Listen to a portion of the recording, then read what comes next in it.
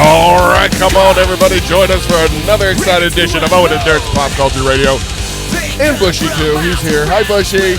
Woo! Hey, Bushman. Hey. Oh, wait, no. Woo. There you go. That's more like it. I am Owen Money. My buddy, partner in crime across from me, that's Dirt McCoy. Yes, sir. The real McCoy. Is there a fake McCoy out there somewhere? Probably multiples. Have you ever met another Dirt McCoy? No. Somebody sent me a picture of a profile picture of a dude who was going by that name on Facebook, but it was pretty obvious from the picture that he was in prison. Oh, really? Yeah, it was like a prison visitation picture, and like his family must have set up a YouTube or a Facebook page for him while he was Can in you there. get Facebook in prison? No, you're not supposed to, but I mean, You're not supposed to go to prison. Well, that's so true. you think people in prison are not doing what they're supposed to? I had a buddy who went to prison for, I don't know, like 6 years, and every once in a while he would call me, and I'm like, how are you calling me? He goes, we got ways of getting cell phones in here. Yeah, on the butt phone. It really? Is that Yeah, through the prison purse? Yeah, they boof them. No, I think he alluded that if you make friends with certain guards, they'll hook you up. I actually have a story about that. New documentary dropped this week. What, your prison purse? No, there's a new documentary on HBO that dropped this week. That I just watched it. It's fucking Is that Alabama brutal. Solution? Yeah. All right. Yeah. I have that written down. We'll talk about that we'll in a talk little about bit. that at some point. We got some sports talk. We're going to do manly stuff. Oh, yeah. There are no women here today, no guests. It's just us men, just us distinguished gentlemen. So, so we're going to talk about a lot of cool stuff. I got like 3 things to talk about, so we're going to stretch this out. Okay. But first, as we like to do, or as I don't know, the best thing that Bushey, one of the best things he's ever said on the show was a couple weeks ago when we had Eddie K in here. He was shocked at how much we were drinking, and Bushman over here goes, we like to test things out by immediately doing them to the max. That is exactly what we've been doing every week. And it's so funny because it's so fucking true. Well, to tell you the truth, in this cup right now, yes, I drink the same thing every time I drink. It's whiskey and Diet Coke, right? Yeah. In this cup today is ice and Diet Coke. There's no whiskey in this. And and because last week and the week before, I'm like, I got so fucking hammered because I'm sipping this drink that we've got, and I'm drinking that. I'm going back and forth, and I'm like, I better lay off the whiskey a little bit. Grab this cup. Oh, that's got whiskey in it too, you dumb fuck. Yeah. So I'm like, yeah. No, I've been doing the same shit. I mean, we just have slowly been ramping up and going harder and harder. And luckily, I don't know, last week I actually did the same, not exactly the same. It's just instead of half a glass of vodka, I put a quarter glass of vodka. Oh, yeah. But still, regardless, I'm like, yes, I cannot be drinking a mixed drink that I already made at a high level to get me, that's already going to get me fucked up, and then mix it with 3 other alcoholic, things. Well, you make your drinks for the show the same way I used to always. I mean, for my whole life, I used to always, take the bottle, cluck, cluck, cluck, cluck, and I'd count it in my head, and then I had. That's why that fucking bar shot thing is on the counter out there, is because I measure now. Right. I'm like, I have to do that. If I didn't do that, I'd be fucking out of control. Well, just to mention it too, part of the reason I am so bad on the show is I do not drink like the rest of the week. I don't drink like this every day. I don't drink the rest of the week. Yeah. I do it for you guys. Yeah.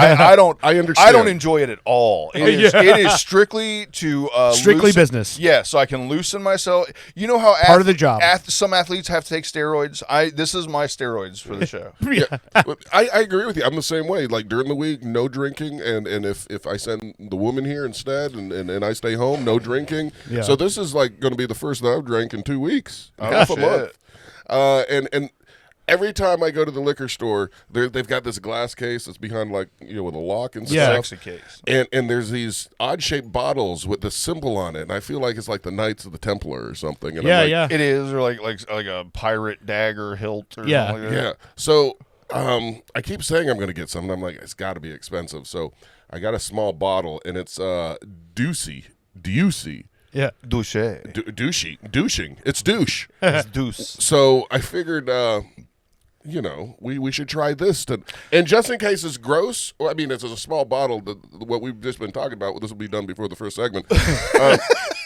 I got the good old standard screwball. So, Have you held that bottle up so the camera can see it? Did I? No? All right, I don't. Yeah. Boom. Hold on. I got to get the proper music if we're going to do this. Excuse me, sir. Is that Cavalier?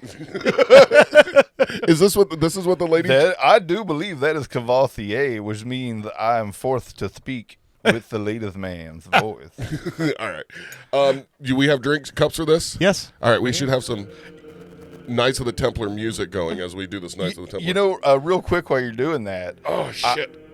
One of the things I've come to love about the show, the just recent shows, is since we've started doing the liquor every single week, like it's our thing now. Dirt always has glasses sitting over there, waiting, and it's a really funny thing. I was sitting here and I looked over and I seen the glasses waiting, and I was like, oh, that's a nice warm fuzzy feeling, like knowing that there's some like something's coming, new or classic, and my brain is so fucking stupid. I'm like, what could I parallel that to? And you know what I came up with? Like if a girl comes over to like say maybe like Netflix and chill, but you don't know that it's like guaranteed yet, but you see her like rummaging through her purse and you see the new pack of condoms, like it's like anticipation of something good. Yep, that's what those are. That's what those whiskey glasses are on Dirt's desk every week, is a girl's fresh pack of condoms when she comes to stay with you. That's fine. Did you sniff this? Oh, that's aggressive. I don't know about this. Wow. Have either of you ever had Cavassier before? No, I have not had Cavassier. Okay, so it's basically like a hybrid of like whiskey and brandy, basically. Boy. So, but anyway, it's very sweet taste. Wow. Go slow on it, but yeah. No worries. It burns my nose. Go slow. What does that mean? It means don't do what we always do. Yeah, definitely don't clang it. If you do, don't go back for a second. My round men of the knight's table. Round men of the knight's table.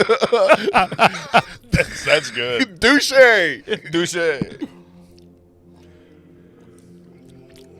It's not as bad as I thought it was going to be. It smells stronger than it tastes. Right. The brandy kind of... It's got the sweetness to it. Yeah. The brandy kind of really smooths it out. I mean, don't get me wrong. You're not going to drink as much of this as you would have like Screwball or like some of the other drinks we've had. But it's...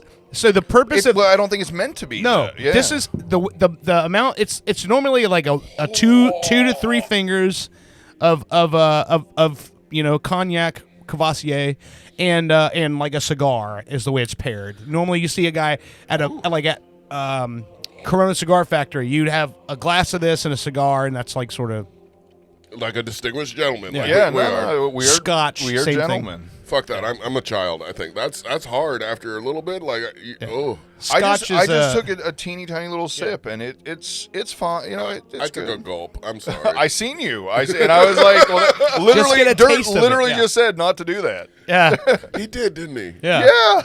I think it would be better from like the Holy Grail or something. This is probably what they drank from the Holy Grail. So check this out.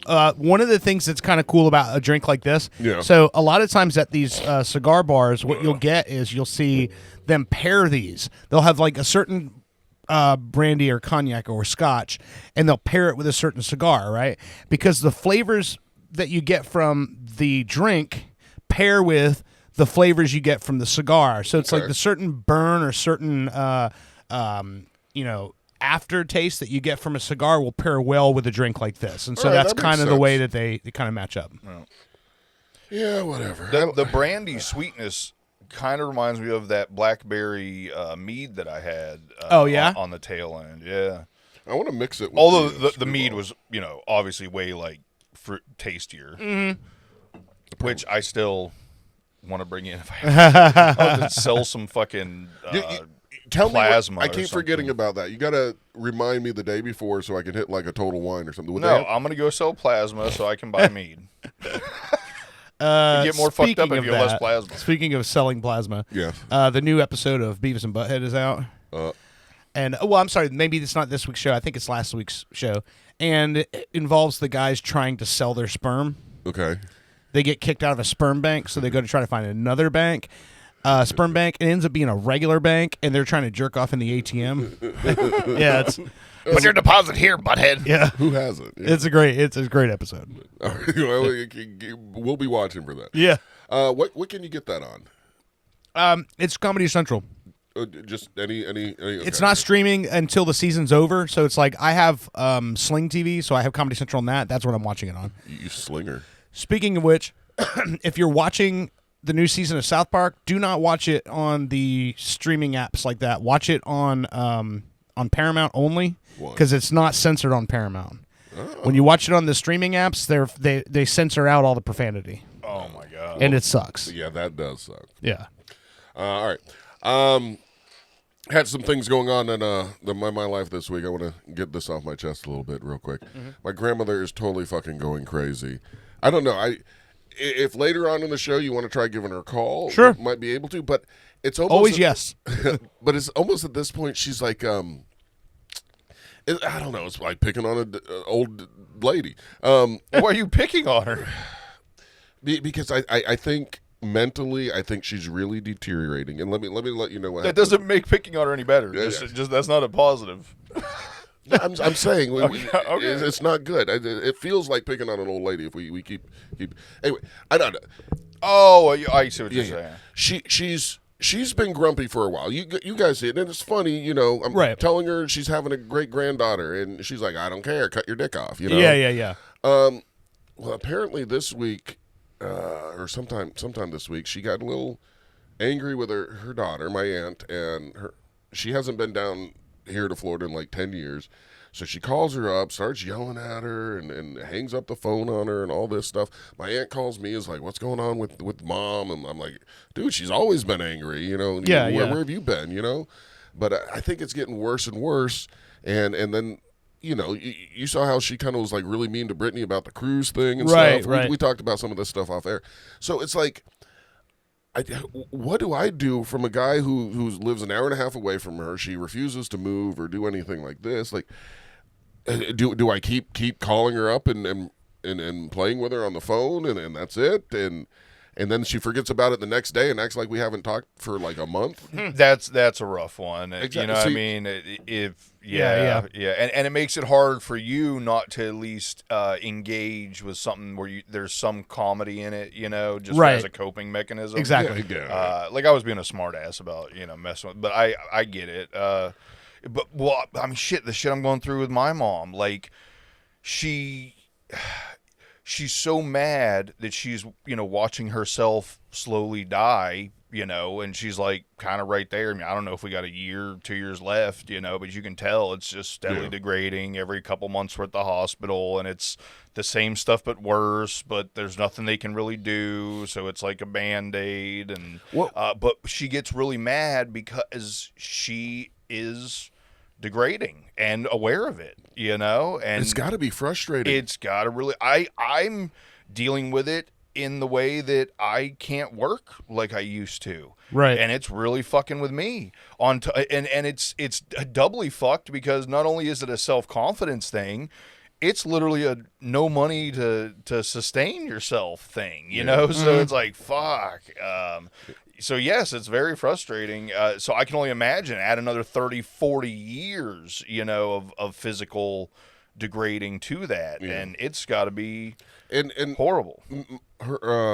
My aunt and I were talking, and, like, she's kind of like she had a group of friends that she'd known for a long time. She retired with some of them and stuff like that, and, like, she cut all them out of her life. And she's getting mad. She probably didn't want to see them die. Maybe. Like, I don't go to funerals. I have a really bad thing where people get mad at me and stuff, but I can't do it. I don't want that to be my last memory of someone. I did it. I've done it a couple times, and guess what? That is my last memory of that person. I have to see them in a casket in my head. They don't care. They're not alive to fucking. So I would much rather have my last good memory of our last interaction than go and boo-hoo with a bunch of people. Most of them I don't know, and then you're being emotionally vulnerable around people you don't fucking know. I was like that for a long time. And what changed me on that, not going, because there's a lot of funerals I didn't go to because I'm like, yeah, same thing what you just said. What changed me on that was the family. About what it meant to them for me to be there. And so I would just... Nobody cares if I'm there, so... If it was an open casket, I try to avoid that. Yeah. But for the parents and the people who know me, and it was like, oh, you know, your friend or whatever, your friend's family, it means a lot to the family to see like a room full of fucking people that showed up and stuff like that. So, right. But it's tough, man. It's a really hard call. I've had to go to so many fucking funerals in the last 5 or 6 years that it gets tough when you get to that age where you're like, I mean, I don't like when people started dropping like that. I'm like, we're not old enough for this to be happening yet, you know? Yeah. But I mean, it's the truth of it is we are, you know? And it's kind of a little bit of a wave because a lot of people I knew when I was younger, you hear about dying and stuff that was usually something stupid like drugs or an accident, you know, something right cause. And now it's kind of getting to medical stuff. It's like this wave is changing as we get older. It's kind of like he bent over to tie his shoe and his head exploded. So I mean, that's one thing that as we get older, as friends, we do this to help us feel young, I guess. And well, shit, actually, this is a perfect segue into the fucking story I was going to tell you guys about hurting my back this week. Did you hurt your back this week? You need a back rub? Yeah. Oh, it's bad. Like it's part of the reason that you guys had a call to wake me up to come here tonight. Is it it's been affecting your sleep and all that? Oh, it's extreme. I haven't been sleeping at all. I've had maybe 12 hours sleep in the last 72 What'd hours. You do to hurt it? So, already wasn't sleeping great, neuropathy in my foot and all kinds of shit. And I went shopping, and I went shopping after not sleeping for about 24, 26 hours, something like that, and was kind of out of it. Go to Winn-Dixie, go inside, get my stuff and everything, pay, come back out to the car. And you guys know I have the subs in the back. I've got a hatchback. And I've got the subs back there, and I found the best place to put groceries is actually just because I keep my seats leaned forward, so basically the back of the speaker box. Subwoofers. Okay, yeah, all right. I'm thinking you had like some big like Subway deal. No, my speakers. So I've got my speakers and my amp in the back. That's all the way to the very back. But when I lean my seats forward, it creates this nice V or like standing trunk in between the back of my speaker box and the back of my back seats. Nothing better than a nice V. Yeah. So the way that's where I put my groceries. Well, I grabbed 2 handfuls of groceries, right? Like, but I lean against my back bumper and I lean over the speakers and I drop them in. So I go to do that, and all I know is the fucking world moves. And I fall into my trunk and hear a big crash and cracking, and I fall like into my trunk. Thank goodness the speakers were there to like land on, or I would have fallen all the way into my trunk. And it's because for the first time ever, it gets better. For the first time, this happens because for the first time ever, I forgot to set my parking brake on a manual transmission car. And I didn't put it in gear or fucking anything. So, 1, the motherfucker could have rolled away while I was in the store. 2, that's why I fell, was because I went to lean up against the goddamn car with 2 handfuls of groceries. And the car moved. And the car, went away from me. And the cracking was because it's a hatchback. It's got one of those little trunk hider things, just a little plastic flap that. I landed on that and it split it in half. Oh my god. So it really fucked my back up because I didn't see it coming. It was a fall that I didn't see coming. Both of my feet came off the ground. You know what I mean? It was like a teeter-totter. Like I fell right into. Like I said, if the fucking speaker box wouldn't have been there to catch me. And the car I would have fallen all the way into the trunk, legs up in the air, and my car would have rolled out into the fucking... Well, see, this is one of those situations where the subwoofer saved your life. Yes. Because if that hadn't been there, you would have fallen into the trunk. And if I knew anything about sitcoms, when you fell into the trunk, that's when this lid would have closed. And then 2 weeks from now, it would be like that rapper with the girl in his trunk of the Tesla at the tow yard. Where people would be like, "Whatever happened to Bushey? I don't know." And then be like, "Oh, we found his car at the Winn-Dixie. He was in the trunk the whole time." So I haven't even given you the cherry on top. So I keep it going. So already not sleeping because my back is fucked up. Go to the store, and because I'm not sleeping, I fuck my back up worse. I get home and I go to get the groceries out. Yeah. My trunk hatch no longer opens. Oh, you had to go over your seat and yes, so I had to like pull my fucking driver's seat forward and do the lean over twist, which is really good for your back, in order to get to all the groceries that I just purchased. So what did you think? Wait a minute. Did you? You know what might have happened is when you fell forward on it like that, you might have pushed the latch closed, and so it's just fucking locked. It's seized up now. You got to break it loose.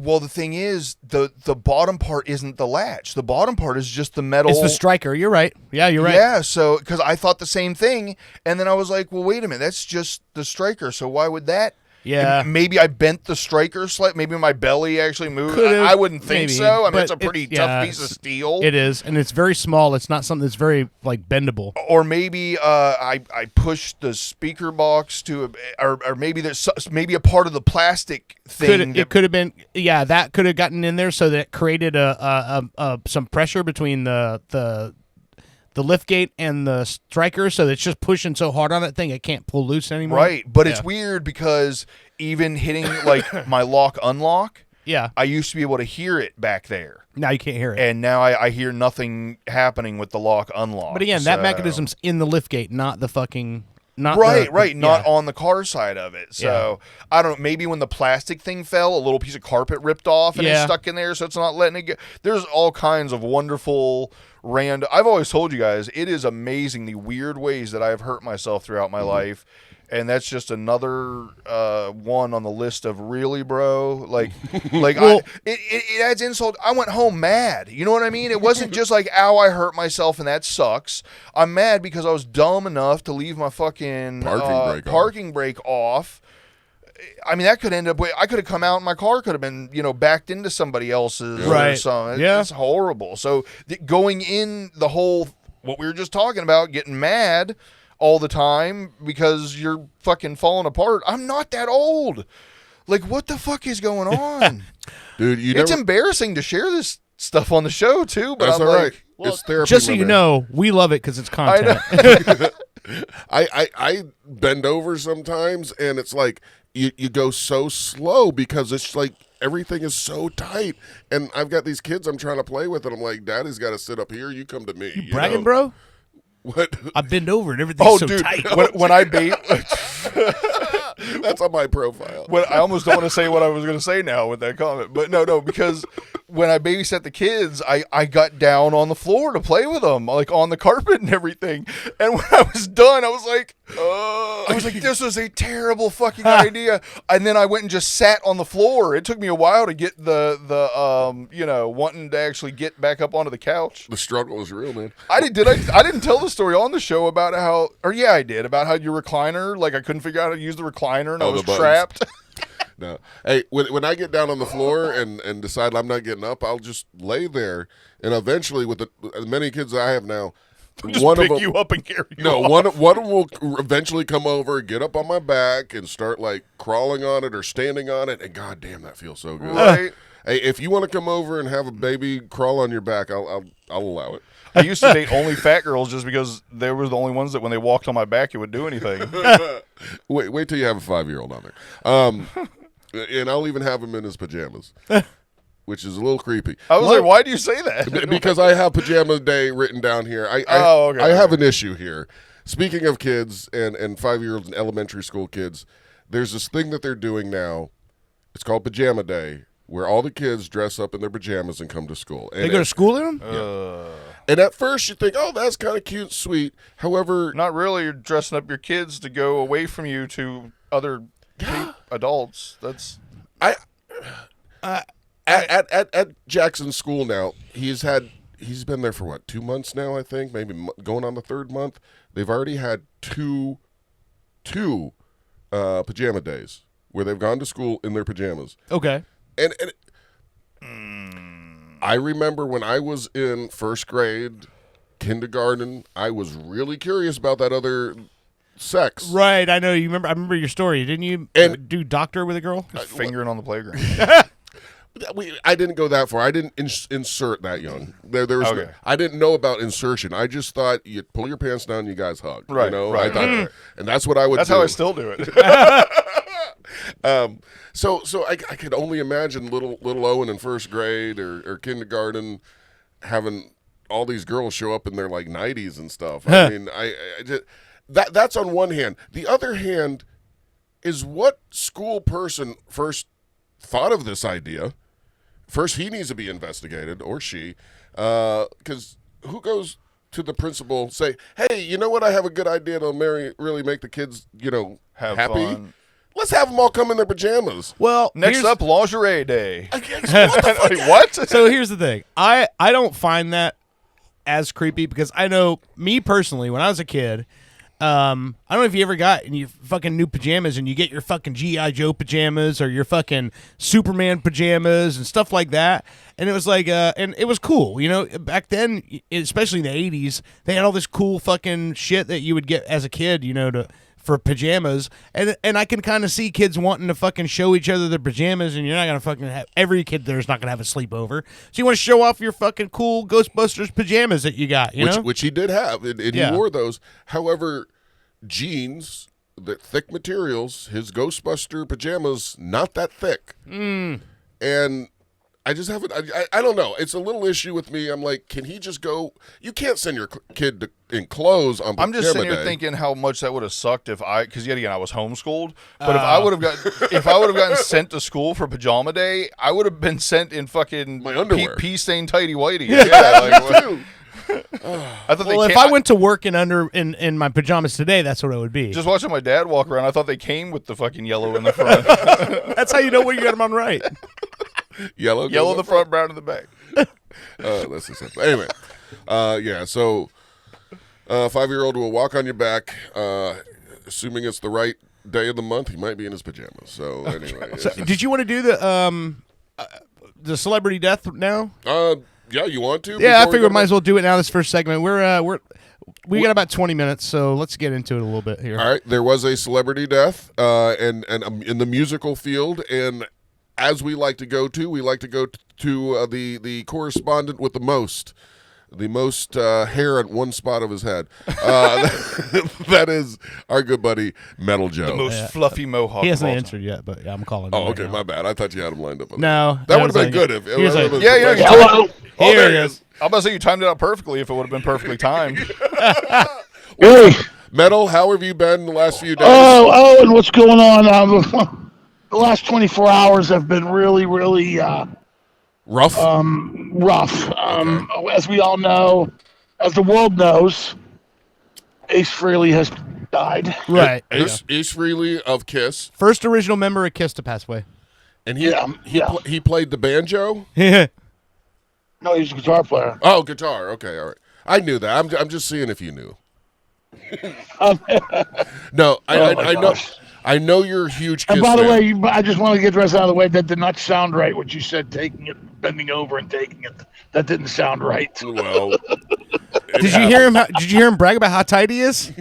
Oh yeah, that was real brag. yeah. I'm gonna. Now I got something on you. He just said he finished on you. He finished on. No, no. I know. I said I've got something on you now. Oh. Yeah, it's jizz. It's white. Yeah, Oh, it's come. It came right on you. You guys are so bad. All right. Why do you come on Owen just because he bent over with his hurt back? Oh, stop it. He's an easy target. He makes he makes it And easy. he's tight. You make it too easy sometimes. I make it too easy sometimes for people to pick on me. I'm not gonna come on you, Joe. I will. If you want to come on the show, I'll come on you. All right. No. Enough Come coming. right on that mohawk. Not on camera, on the break. Nobody's going anywhere. All right. No one's. We're not going anywhere. And there was like, oh yeah, we lost the poster guy that created all the movie posters. Yeah. For- But I you're got some of his Oh posters. yeah, no, that dude, that iconic guy. fucking A. Is there anybody who made more like badass fucking movie posters? That shit was. Hey, done that guy right there. Yes, and I have most of them. Very cool. No, all right. Metal Joe. when I think of Kiss and a fan of Kiss, I think of you. You, of course, from the day I met you, you've been nothing but kiss, kiss, kiss, kiss, kiss, and you've Well, met you all guys these, quit kissing each other. You've met all these guys multiple times. Multiple times. How many times have you met Ace, or did you meet Ace? Oh God, I've met Ace many times. I know his agent, John Astronomy, real well. John Astronomy, And Agent to the Stars, Astronomy. I like it. He's. I met. I mean, if it wasn't for when I was going on the '80s cruise from LA that one year, John said, "You know, Ace is playing the Whiskey," and I was like, "Oh, really? I'll be in on time for the show." So I shot to LA for 6 days to kill, and then at the Rainbow, and I shot down to the Whiskey to go see Ace. That's a good time. He let me right in there, and I sat on top, and John gave me a pass and Sat said, on "Here top you go." of Ace? Top of the stage. Sat on top of the balcony. Oh. Balcony or whatever. Yeah. Sat on top of the balcony and watched Ace, and he gave me a pass for later to go say hello. And Ace was Ace played the House of Blues many times. I've met him many, many times at events on the Mountains of Rock cruise. He's always humble, and all of his fans have always been number one. I was just going to say he's the in my personal opinion, he's the most likable original member of Kiss. He's the one who you don't hear a lot of like negative fan interactions with him. He never. The only thing you ever heard him say negative was when he talked shit about Gene and Paul, and they deserved it. Well, yes. I mean, I'm not gonna. I mean, Gene Simmons is always going to be a hero of mine, but I don't like everything. But he's the a guy dickhead, does. though. But I don't like. He is a dickhead. Said, It's okay to say that. He is a dick. He is a dickhead. But Sometimes. I don't like everything the guy does. But Right. Gene influenced me to stay off drugs and alcohol. Well, he was straight edge. That's true. Did he? It's true. And then, Gene's always been straight edge. Yeah, never did any drugs or drink. He never wanted to break his mother's heart. He loved his mom a lot, so he never wanted to break her heart. So that's why he always was straight. I don't. But believe yes, that. Instead of being addicted to drugs and alcohol, he was addicted to money, and he fucked over all of his former bandmates. Well, yeah, like I said, It's okay to say it, Joe. He did. Joe is actually such a there's a fan. story. I'm not gonna. No. I'm there. I'm an observer of all this. Yes. It just He hurts him fucked to over say a it lot of out bands. loud. So, you know what, though? No, it doesn't. No, it doesn't. I but- will say it. Gene and Paul fucked over a lot of people and members of the band too. So Even here's Vinnie Vincent. We happen to have Gene Simmons on the other line. Well, no. So Okay, bring him hang on. on. I'll tell him. No, kidding. this is related. Something related. It happened. It is within the last couple of months here. I don't know if you saw that, Joe. Did you see Gene's interview where he was talking about how much everyone loves Ozzy and how great it was to see all the tributes to Ozzy? And Yes, I saw that. yeah, he was doing the interview, and he said he's like that. Seeing how the world has reacted to the death of Ozzy made him question the decisions he's made in the past, because he knows he'll never be mourned the way that Ozzy was mourned, and so it's making him change his ways and everything. And what's funny is, like, I hear a lot of people applauding him for that, and I'm like, you motherfuckers, it's narcissist. It's another narcissistic reaction. Right. He's only wanting to change his ways because of how people are going to react when he's dead. He doesn't give a fuck what you think. He just wants to be mourned. So now, what in the bottom of the ninth inning, he's going to stop being a dickhead that fucks people over? That's pretty funny. Just because he wants to be fucking Wait mourned. a minute. People like good people? Yeah, Weird. because no one had a bad thing to say about Ozzy. Right. Yeah. Oh, I never had bad thing. I met Ozzy only once. It was brief. When I met Ozzy, I was at Lemmy's funeral. Oh, wow. The Motorhead. Yeah. You were Yeah, at I his went to funeral? Lemmy's. Yes, I was. And I was at Lemmy's funeral, and I was just entering. Ozzy and Sharon were walking toward me. I saw Ozzy. I said, "Hey, Oz, how you doing?" I stuck my hand out. I said, "Ozzy, I'm very sorry about your best friend." And he's like, "Oh, thank you very much. Thank you. Very nice of you." And he walked right by me, and that was it. Yeah. That's pretty cool. It's the only time I met Ozzy. How'd you get in How'd you get in the funeral? I did that commercial with Lemmy for VH1. No shit. Oh, that's fucking rad. You know what's Yeah, really funny I to know me? if I die, I want the guy that was in the commercial with one time to be at my wedding. Hey, so Or when my funeral, excuse me. when I watched that whole funeral live stream, and What? you know what was so Live funny to stream me is there were so many like Yeah. we're talking about like all the gods of metal were all there, and a lot of them spoke. yeah. And to me, the best fucking speaker of the day, the one I thought was the best fucking speech was Triple H from WWE. 100%. I will give you that. When I went to the funeral, I had to stay in the back off camera because I went with Michael, the owner of the Rainbow Bar and Grill. Yeah. Because I was there one day before the funeral. I was there one day before the funeral. I also had the Hollywood show that day too, but that's another story. Well, you got to find a good place to hide. Yeah, so what that was, I stayed off camera because Michael really wasn't supposed to bring anybody, but he brought me. So I stayed in the back off camera, and yes, Triple H made a great speech. Metallica did well too. It was like the ultimate rock and roll send off. Oh, please tell me that Triple H fucking pedigreed the corpse out of the fucking casket after he's done.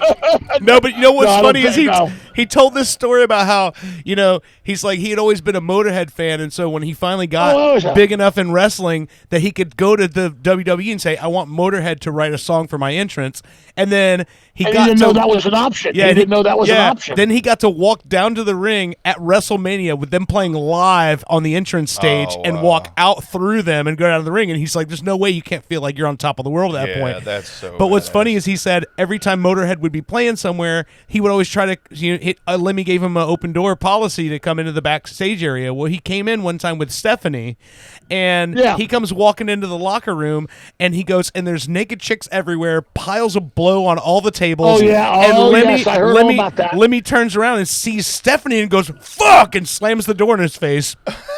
And he's like, and then a couple minutes later, the door opens back up. Everyone's got their clothes back on, and all the blow's off the table. And he goes, I only can assume he did it all. He said because he goes, as much of a rock and roll degenerate as Lemmy was, that's the reason why everyone loved him. He saw Triple H's wife and didn't want to disrespect her, so he slammed the door back real fast so he could get all the blow off the tables. Jeez. Just smack it off the table real quick. Dude, I got something right here. This is where Triple H is telling that story you just talked about. You're up. Got in the wrestling business, became successful enough to where I finally reached a point where I could have some input into what my entrance music was. And entrance music for what we do, as all of you would know, it's music creates the image. Music creates the emotion and the feel for what you do. It can create a character. And it can mean you don't. success. It's fine. But yeah. This is really cool. I was looking. Triple H looks good when he's all dressed up and has his head shaved. He's got his head shaved now. I remember when he used to look like a poser. Yeah, those were the days. Oh, by the way, Joe, I want to bring something up. Last time you were on our show on the webcam, somebody put a comment on the page and it says, "Why does this man have feathers glued to his head?" You know what? I don't know why that post came up. I think someone posted that. No, it's because when you were talking to us, the way your hair was tied back, or your mohawk, it on the camera with the lights behind you at the bar, it literally looked like you just had like two or three, like a Native American fucking feather headband on. Do you have a full mohawk? No, right now it has to be shaved down now, but okay. I have a mohawk, yes. I still have a mohawk. I'm telling you, you let me come on that thing, it'll stand straight up. You won't have to worry about all the I wind. don't think so. Something about Mary. Nobody will make funny comments. It'll never about fucking happen. Sorry. Yeah, all right. Hey, Metal Joe, let's get back to Ace and him dying. Yeah. Did you cry when you heard the news? Damn right I did. I saw on Facebook you're a little upset. You didn't know if it was true or not, and then you finally. There's a lot of things I didn't think it was true. I mean, someone sent me the notice Ace Frehley passed away, and I was like having a George Jeffrey, or like a what's his name moment from Sanford and Son. Okay. I was like, oh my God, my heart just went off. I feel like my pacemaker just shocked me. Being a 90s baby, I almost just screamed a word I can't say anymore. Well, Metal Joe, if there was one member of KISS that you would, if you had to pick one to die, would it have been Ace or would it have been one of the other ones? I don't think I mean, I'm a humanitarian. I don't want to see anybody. No, I like this new game. Pick which one of your idols you want to die first. I was like, that's really bad karma. That's really bad karma. I'm just saying. Joe, do not answer that question. I'm not answering it because I don't want to see. I'm a humanitarian. I like to see people happy and not be hurt. Me too. By a death. And it's unfortunate that Ace died. I'm just saying, if you could go back in time and magically make him back to life, well, for the life of one of the other members of the band, would you do it? I'll tell you this. No. If I had to guess, let's say if I had to guess which one would have been first, Ace would not be the one I would pick. I would have thought it would have been Peter Criss because he's had so many health problems. Well, he's a male breast cancer survivor too. So. He is, and he also Yeah. and he's also had a ton of nerve issues in his wrists and hands. Now I got to worry about that. He's had a ton of health problems. Like I would have literally thought, but Peter Criss and his wife were actually at the bedside with Ace when he passed away. Paul and Gene were nowhere to be found, but Peter Criss was there with him. So That's nice. you know, I would have picked Gene Simmons. He's lived enough. He okay, has so enough. Joe got a kick out of this. Joe, when I was a kid, I remember seeing a live video of Kiss playing, and the 3 pickup Les Paul that he played, and I remember me and my brother geeking out over it, going, "Dude, can you imagine the tones he can get with those 3 pickups?" And then right about that time, that center pickup burst into flames and spark. It was a fucking prop pickup, pyro pickup in the guitar. I could have told you that. Would spark. I didn't know this as a 13-year-old kid, and then it starts sparking and smoking and bursts into flames because he was shredding so hard. Right. Because fucking Well, rock here's and the roll. thing. Yeah. Here's the thing: that 3rd pickup in the middle, he presses it down, and that's when the smoke bomb goes off. Yeah, exactly. But it's fucking great. It's a great show thing. It is. It's a great show thing. It's a great showpiece. He's always done that with his guitars and hanging up on the guitars until it's flying in the air. Yeah, but then and I think it's a great theatrical thing. Gibson did eventually start making a 3 pickup Les Paul because of his popularity, and that one does actually work, and it does make some really cool fucking tones. But yeah, Metal Joe, somebody in the chat room said that if you would, if Magic Genie, some shit like that, if you had to make out with Gene Simmons with his long ass tongue and you could bring Ace back to life, would you do it? Fuck no. What? Oh, wow. You wouldn't kiss a dude to bring somebody back to life? I'd do it. Just No. because it has a long tongue. No. Listen. I'm not even like a guys. butthole. Joe, to bring you someone got to back use to your life. powers What for good. Joe, you got to use your powers for good, Joe. Joe, What kind of question is good? Joe. What kind of Magic question? That's a very legitimate, important question that needs to be asked. Joe, if somebody gave you the power to give a man his life back, just make out with a dude, you wouldn't do it? Well, he has a long That's fucking tongue. selfish as fuck. I'd make out with selfish Gene as fuck. Simmons, and I don't even like him. I'll make out with him so a guy can have his life back. No, I'd make out with him to get my dogs. Hold on. I Let's just give got a bad Joe. visual. I just have a bad visual. No. Listen, Joe. We're gonna give you a chance to redeem yourself. Would you make out with Go a ahead. dude to bring somebody back to life? Just randomly. Absolutely not. Oh, that's so fucked up. That's so fucked up. I'm sorry. I mean, That's literally last on my list Death of is a things to part of do. it. But Listen. still, I would do it. death if it would is a part of life. Oh, Not no, if- it's a part of Not if you make out with dudes. Bring them back to life. No, Dude, death is a part of life. Can you imagine if that actually worked? Can you imagine how many people would be I on this just threw up planet? in my mouth right now. I just threw up in my mouth. All of right a sudden, now. the Pride Parade is like the fucking second coming of everybody. They're just fucking, In more ways than one. yeah. I just threw up in my mouth now. Thanks a lot, guys.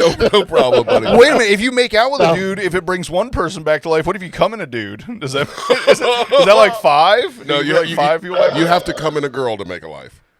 I've learned that. I've learned that. Yeah. You had to go there, right, Owen? Figured that shit out. God damn it. Hey, Metal No, but, Joe, are you still yeah, what's sad? up? Are you crying? No, I mean, You're welcome. Now he's throwing up in his mouth. Right. I'm just saying. I mean, You could be sad, but we'll make you nauseous. like that's not happened before with Owen's other show. Yeah, that was true. All right, buddy. I'm glad you're But I'm doing just well. saying. I mean, yeah, Did you know I was hanging out with Tiffany too? Yeah, I saw that. Tiffany and Elvira. No, Tiffany and Timmy Two Tones. Right. 867-5309. Well, no, you just posted a picture today of Ace Frehley with with Tiffany Tiffany. That's and a with picture, yeah. Elvira. Yeah, I'm gonna get those. I'm gonna get that picture of Elvira done by an 8x10. She'll Yeah. be at Spooky Empire this year. Fuck yeah. Whatever, sign it. Cool. And also, like I said, I was at this 80s event in Daytona. Yeah. And Tiffany was there. And Timmy Two Tones. I won Timmy Two Tones guitar. Oh yeah, I heard you texted in about that. So Yeah, I what? texted about that. What colors? And is I it? wanted Is it two Oh, toned? it's just a Fender Stratocaster. Never mind. I like the idea that if your name is Timmy Two-Tone, you need a two-tone. I'm leaving. Well, I would think you should. In 2 weeks, I'll be in Cancun for 80s in the Sand. Cool. 80s in the sand. Yep. Yeah, 80s in the Sand in Cancun. I'll be there for that. I do every year. It's good they're doing it in Cancun this time because last year when it was in Saudi Arabia, ooh. No, it was in Dominican Republic. Same. But I've been in Dominican Republic for that event. I've been in Cancun many times for the event. It's a great event. I encourage everyone out there that's listening. Wait. Time out. You've gone to, what did you say, Puerto Rico for one of these events? Oh, Dominican Republic. Cancun. Same thing, right? Dominican Republic. No. Dominican Republic is on the island of Española. It's like 3/4 of it is the Dominican Republic. The other quarter is Haiti. Okay. All right. Same island. So you take a cruise there or do you fly there? No, we fly there and we go to the resort out there called Breathless. Okay, all right. So there's a resort. You don't actually go out to the island on your own. All inclusive resort. All right, Dude, the fucking island, the resorts in Dominican Republic are fucking boss as shit. Oh, and badass. And not only that, but like if you are a cigar guy, the best fucking cigar fields in the world, when you see these big green just rolling tobacco fields in Dominican Republic, are enormous. Yeah. No, Joe, I'm just worried somebody kidnapping him, like land pirates or something. Oh, he's too big to Oh, kidnap. God. You can't fucking kidnap me. I'll kill you. Joe. Not only that, where would they hide you? It's illegal to get oil from whales now. Oh, God. I didn't go there with it. God damn. You got Joe, dark. a question. Hold on. I have a question. Joe, if I give you a hand job, would you take me on one of these trips with you? Hell no. Damn it. What would you do for a hand job? Is that a Klondike bar commercial? What would you do for a hand job, Joe? How many hand jobs would it take to Get to take me on a trip with you? None, because I won't. None, so you'll do it for free. Yeah, you guys heard it. None. I get it for free. I think what Joe's saying is he would take you on a trip to stop giving him a hand job. Okay, I mean if that's I the would case, basically take you on a trip and throw you out of the airplane. I will touch my- not jerk you off 5 times to go to Cancun. You guys are trying to reverse this now. Screw you. Yes, That's what we I'm are. saying. You can screw me if you take me to Cancun. It ain't gonna happen. All right. Hey, I'm Metal sorry, Joe. I like women and women only. Boring. You ain't that metal. I knew that was coming. But anyway, you guys, I'll keep you posted on Cancun event. Yeah, man. All right, Okay, cool. all right, man. You guys take care of yourselves, all right? You take respect. And thanks for letting me come on, okay? No problem. Respidol. All right, buddy. Bye, See you buddy. again. Take care. Bye. I don't know what that was. I was trying to do something heavy metal when he leaves. Hey, he doesn't want to jerk off Bushey to I jerk him know, off. it's It's pretty fucking rude. disappointing. Fucking rude. How you gonna turn down hand jobs? I'm probably good at it too. I've been single so long. I'm sure he would like the company on one of these trips. Yeah. Oh, fuck. Well, he posts all the time about how Hold on, nobody ever wants to go anywhere, and I'm Hold like, on. I just hey, got a hit text me message up, about but- another fucking music death. I'm waiting for confirmation What? to see if it's true or not. Nah. It's a much younger person if it's true. Hold. Oh, Katy Perry? No. Oh. so going with like, I'm just gonna randomly say names. well, just going with crazy celebrity stories, and I'm mad because like I meant to actually put something together to talk with about this. I can't even remember. Did you guys hear about that artist that's like Dave X or David X or something? The rapper Yes. they found the dead. That's what I was making. Yes. Yep, it is fucking true. God damn, today. The bass player for Limp Bizkit, Sam Rivers. No. Yep. It is fucking true. Damn, Yeah. That's fucked. Yeah, my brother just texted me. Man. Let's see. Damn, one of the funkiest bassists of all time. I know, he's so bro. fucking good, man. Damn. It says posted on the band's webpage. In loving memory of our brother Sam Rivers. Today we lost our brother, our bandmate, our heartbeat. 48 years old. Wow. See, I'll be dead in like a couple years. Yeah, but no. No cause of death. It's still breaking, but man, that sucks. That's raw. Dude, he's a fucking so those fucking bass lines, man, in that first record were so good. I mean, like him and what is it, Fieldy from Korn? Yeah, and yeah. What is it, Flea? Is Flea the Flea from okay, Red Hot Chili Peppers? Yeah. Like those are my they started blending funk into like pop, pop music or rock or alternative music. Those are my three bassists that I always felt were like so unique. You know what I mean? Even though they played the bass, they did something different. Yeah. And that might be a musically illiterate take, but those were always my three that were like. And I know there's some other ones. That's not this. We're gonna have a problem. We play a lot of it, but the that's song that I think was the Nookie. That's the guitar player Wes Borland. Wait, no. That. Okay, well, I feel like a fucking idiot now. I always thought that was No, that's guitar. But it's on the first album, $3 Bills, y'all.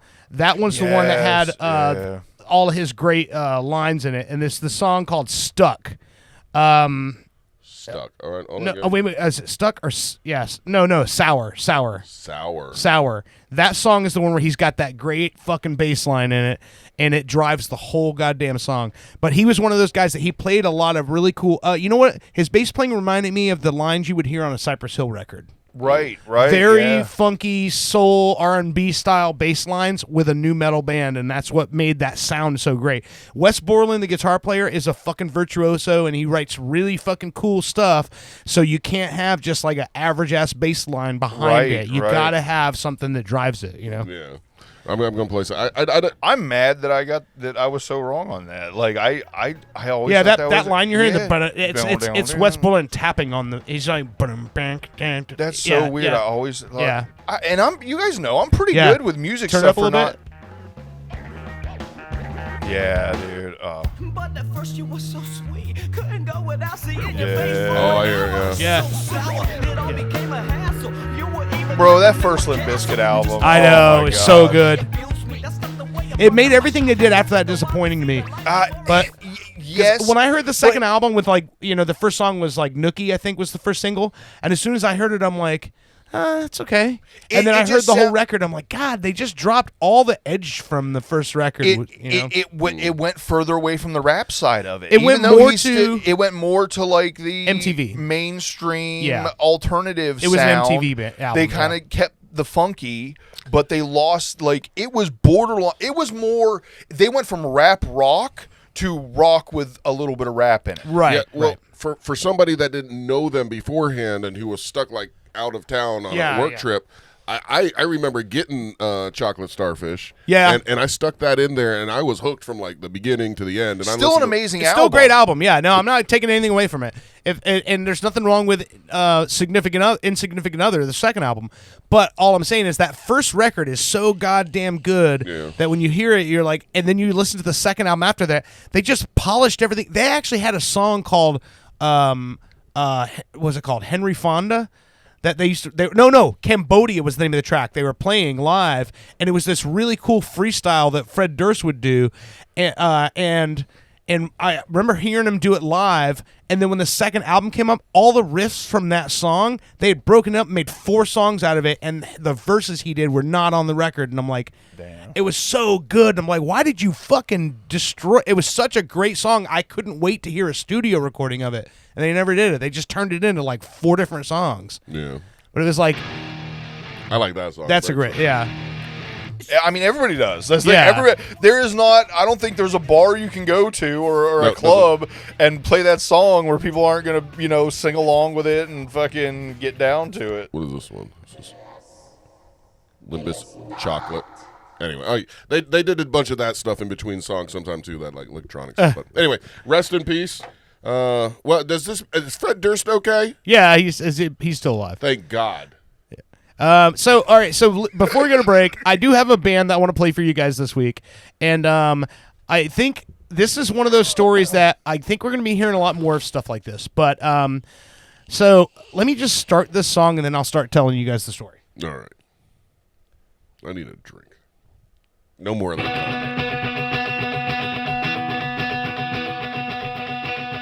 So the name of this band is Everyone Asked About You. Ooh. You know what this immediately reminds me of? What's that? There's a band called Phaonix, or it's like Phoenix but spelt weird. You know who I'm talking about? No. think they're from like Texas or something. So there's a really cool story about this band. So this band was formed in high school in Little Rock, Arkansas in 1995. They put out 2 EPs and an album between 95 and 98. And then they graduated high school. They went about their business and you know, kind of drifted away.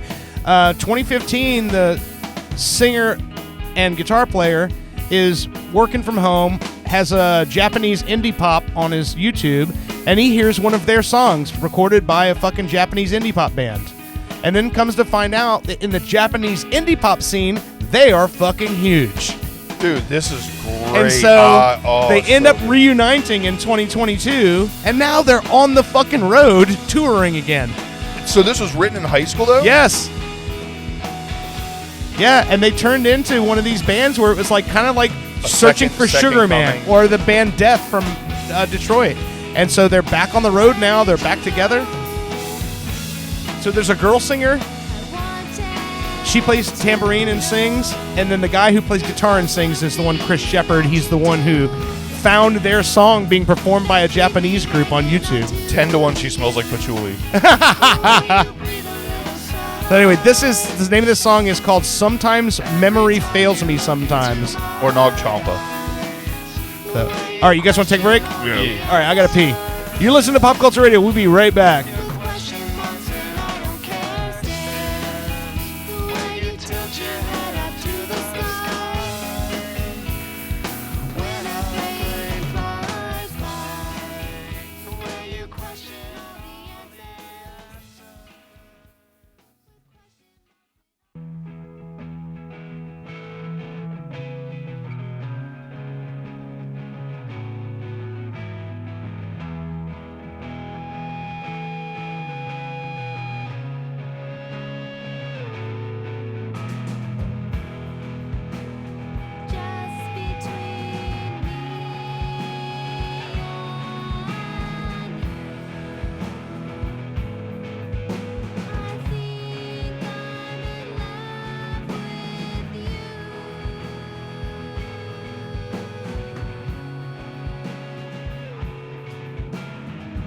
Welcome back to Pop Culture Radio. This is Me Versus You by Everyone Asked About You.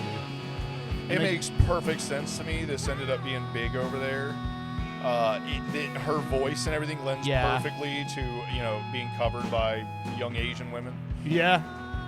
It's funny, man, because when you look at all of the pictures on here of them on their Spotify page are all them now. Because, I mean, they're back together now. But, when you hear their sound, and it's like all these bands from back then that sort of made it, like, it makes total sense, you know? Yeah, no, I love this. I can't believe it, like, it's taking me right back to high school fingering. It's great stuff. I really like the cool, like, arpeggiated guitar parts, and where it's like that really dreamscape sort of guitar sounds. It's almost like a cross between like a Smashing Pumpkins and Cranberries. You know what I mean? Yes, It's like all mixed in there. Yeah, you can hear some Mazzy Star in that. You can hear some Wild Horses. Yeah. Yeah. Oh, yeah. You ain't lying. Yeah. Yeah. It's great. It's one of those things. I saw this article about them, how they're back on tour now, and they said they were the opening for some band. I can't remember what band it was. And the guitar player was walking through the crowd, and he was hearing all these people going, "Who the fuck is that?" And they're looking at their name on the bill. "Who the fuck is this band?" And he goes, and then the reporter who was doing the interview or the article said, and then as they took the stage, all the 20-somethings in the audience rushed towards the front of the stage, leaving all the middle-aged people going, "What the fuck is this?" Yeah, I think it's fucking great. Is that cooler? Is it cooler for that to happen, or is it cooler to be popular while you're young and people your age like you?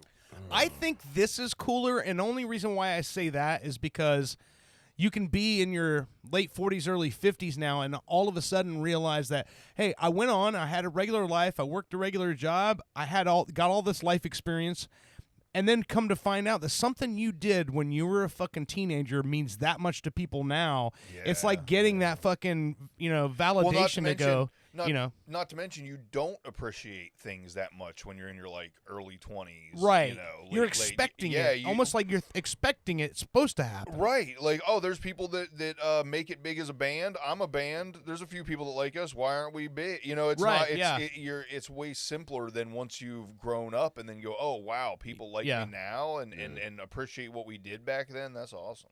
Yeah, it is weird. I was just the other day reminiscing about the whole weird Florida group and all that stuff, and how we've lost a lot of people, and you don't realize that moment that you're in until it's all gone. You don't realize the moment until the moment's gone. Like, it's fucking weird. It's nowhere near this level, but I was at a friend's wedding 5 or 6 years before the pandemic, and I was at my friend's wedding, and we're at the reception afterwards, and this guy comes up to me and he's like, dude, are you fucking Dirt McCoy? And I'm like, yeah. And he's like, dude, your album, I've listened to it so many times. I want to cover your songs if it's cool with you. And I'm like, yeah, it's Johnny Depp, John Prestige. This guy's a one-man band, plays everywhere. I love his songwriting. I'm a fan of him. Johnny Depp? D-E-B-T. Oh. Yeah, right. Johnny Depp instead of Johnny Cash. I heard Johnny Depp too. I was like, Johnny Depp wants to cover your songs? That's dope. He's a great songwriter, just a really fucking great musician, and I'd never met him. Of all these years we've been working in town together, and I just thought it was really funny that that's the instance where he's like, oh, that's you. Somebody told him or said my name, and he realized it was me, and that was the introduction I got, was him telling me how he wanted to cover one of my songs, and I'm like, that's fucking cool, man, because that was like fucking 20 years ago, you know? That's amazing. Yeah. Well, that's like the text I woke up to from you the other day. That was about the only good thing that's happened this week. Is Dirt sent me this really nice text, saying he thought I was really good when we do like interview type shows, at engaging with people and everything. Well, that was such a nice dude. That made me feel so good. Well, it's true though, and that's but whenever we do have guests and have interviews, you make it very clear to the people who are here that you're actually listening to what they're saying, and you're taking an interest in what they have to say, and you're actually asking questions, and you're showing them that that they're coming on here to share a story or coming here to share an experience they've had. And they're like, it's something cool that happened to me. And you make it very evident to them that not only do you care, but you're actually just as interested in hearing their story as they are in telling it, And that's something that you can't really teach somebody, Hell yeah. Yeah, I have childlike wonder. Yeah. I'll take that screwball now. I had to finish off the Cavassier. Yeah, the Cavassier is, again, one of those drinks. You're not going to drink a whole bottle of that. You're not going to have 3 or 4 of those. You're going to have one. And if you drink that all night long, you're going to be fucking shit tanked. Yeah, no, for the little bit that I had, it was very enjoyable. But yeah, it's not what do they call it? A session? No, it's not a session. And again, when he showed me that's what he had, that's why I stopped putting liquor in this cup, because I knew it was like, if I'm going to drink that, I can't be I mean, this little taster here while I'm drinking the Diet Coke, that'll work fine, but. What's funny is it's like the opposite of the problem with the like Sucker Punch cinnamon whiskey. Mm-hmm. Yeah. Because it tastes so good, I just forgot or wasn't paying attention to how much I was drinking. Yeah. With that, at least you go, as soon as it hits your lips, you go, better take it easy on this. Dude, I'll tell you something though. That cinnamon whiskey, I made not necessarily, I call them shots, but I shook up a cocktail with those last night, and I put wild cherry seltzer in it, and it has this cinnamon cherry mixed together. I think that I would not necessarily go to a cinnamon whiskey as like to sit around and have a sip or a dessert drink, but the flavor of those whiskeys added with something else, you can make some really interesting cocktails. Code Red Mountain Dew. Yeah. Well, what sucked was one of the flavors of that seltzer that I usually have in the house is Fuji apple. So I was thinking apple cinnamon, like apple pie, and then you could throw a dash of vanilla whiskey into it and make it taste like a fucking apple pie a la mode. By the way, I was not talking shit at all. It was great. That's Rope-A-Dope. That was it, right? Was it Rope-A-Dope or Sucker Punch? Rope-A-Dope. That Rope-A-Dope, I give a 10. It is tied with a Screwball. Yeah. I think it is a perfect whiskey. It's so perfect. I can't control myself and made myself fucking ill off of it. I hope that, I didn't, my review before didn't come off as negative, because it's amazing. I just have no self-control. Welcome to the club, my man. Yeah. As I drink my second marijuana drink. Oh, the marijuana. Oh, my God, this tastes so... I didn't think it was possible for Screwball to taste better, but after that Cavalier, Really? oh, my God, it's so nutty and delicious. I'll get some in a minute. In the next break, I'll get some. This is almost as good as giving Metal Joe a hand job. Bet it tastes better. Sorry. I don't think I Depends on the day of the week. I don't even have to bet on that. It does. All right, we got a couple other things. Oh, wait, we didn't. The new marijuana drink. I yeah, tried to bring it up a couple times. I didn't think you No, cared. I'm sorry. Yeah, no. I get distracted easily, okay? My brain is goddamn broken. Everything I say is trauma. No, okay, so the first one we had was, what was it? It was the Delta D9 Just or Delta... Delta 9. It was just called Delta 9. That one, was okay. it tasted fine, but the buzz, we all agreed that was one that Dirt had. The buzz was amazing. Yes. Then we had the other one, which I forget what it was called. The one... Citrus or something like that. I don't know. I think that one was the best tasting one. Like, it tasted amazing. It was like drinking some, like, watermelon Jolly worked as Rancher. well. It definitely worked as well. I can attest to that. Okay. Well, for me, it didn't... I wasn't honestly, as hard as the first one. Yeah, I honestly didn't. So, if we're reviewing them, the second one we did, I like the fact we can't remember the name, so the review is pointless. Yeah. But the second one, it tasted great, but it didn't really, do anything for me. Didn't have the same punch. This one is kind of like right in the middle of the two. It tastes better than the first one, and it has more buzz than the second one. I still think the first one had the most buzz, but I think this one is almost like the perfect balance of the two. It tastes really good, and I can definitely, like Owen said, I was just kind of sitting out there on the porch. I'm like, oh, this breeze feels so nice. Yeah, I was really happy listening to you guys talk. Well, you got the listen to can there. music. What's the name of this one? Trail Mix, or what is it? Trail Magic. Trail Magic. Okay. Trail Magic. There's magic happening. And that's in my lime mouth. margarita. And it's a very pleasant margarita. This is the one Owen gave it to me when it was warm, and I'm still drinking it warm with no problem. Like, it tastes delicious, even warm. Yum, yum, yum, yum, yum. So good, so good. That's good. Yeah. So there. Excellent job. There's that. Check Bushey's review. Done. Now everybody can sleep at night. So we got a couple other things on here. There's also one other thing I forgot that you guys might have heard about this before. Have you heard of the lady named Jennifer Murphy? And she sings the ninja song, I Want to Be a Ninja. Oh, yeah. You heard about that? It keeps coming up on my feed, and I start to, like, X out of it, but then the goddamn song is so fucking catchy, I start listening to it. And then I had to figure out, because there's that one video that is so cringeworthy of her singing it in front of the people. Have you seen it? I don't. I'm starting to wonder if I'm thinking about the same We Are Ninja song, to be honest. Because I'm thinking of the one that's like, remember the, what was it called? There was a guy that made all the videos. He's like... No, definitely not. You might be a ninja if, or something like No, that. no. It was, I think that was Jeff Foxworthy. oh, that's right. No. It was, you know what I'm talking about, right? There was a guy, and If you've got your nunchucks stuck in the not what I'm garage door, you might be a ninja.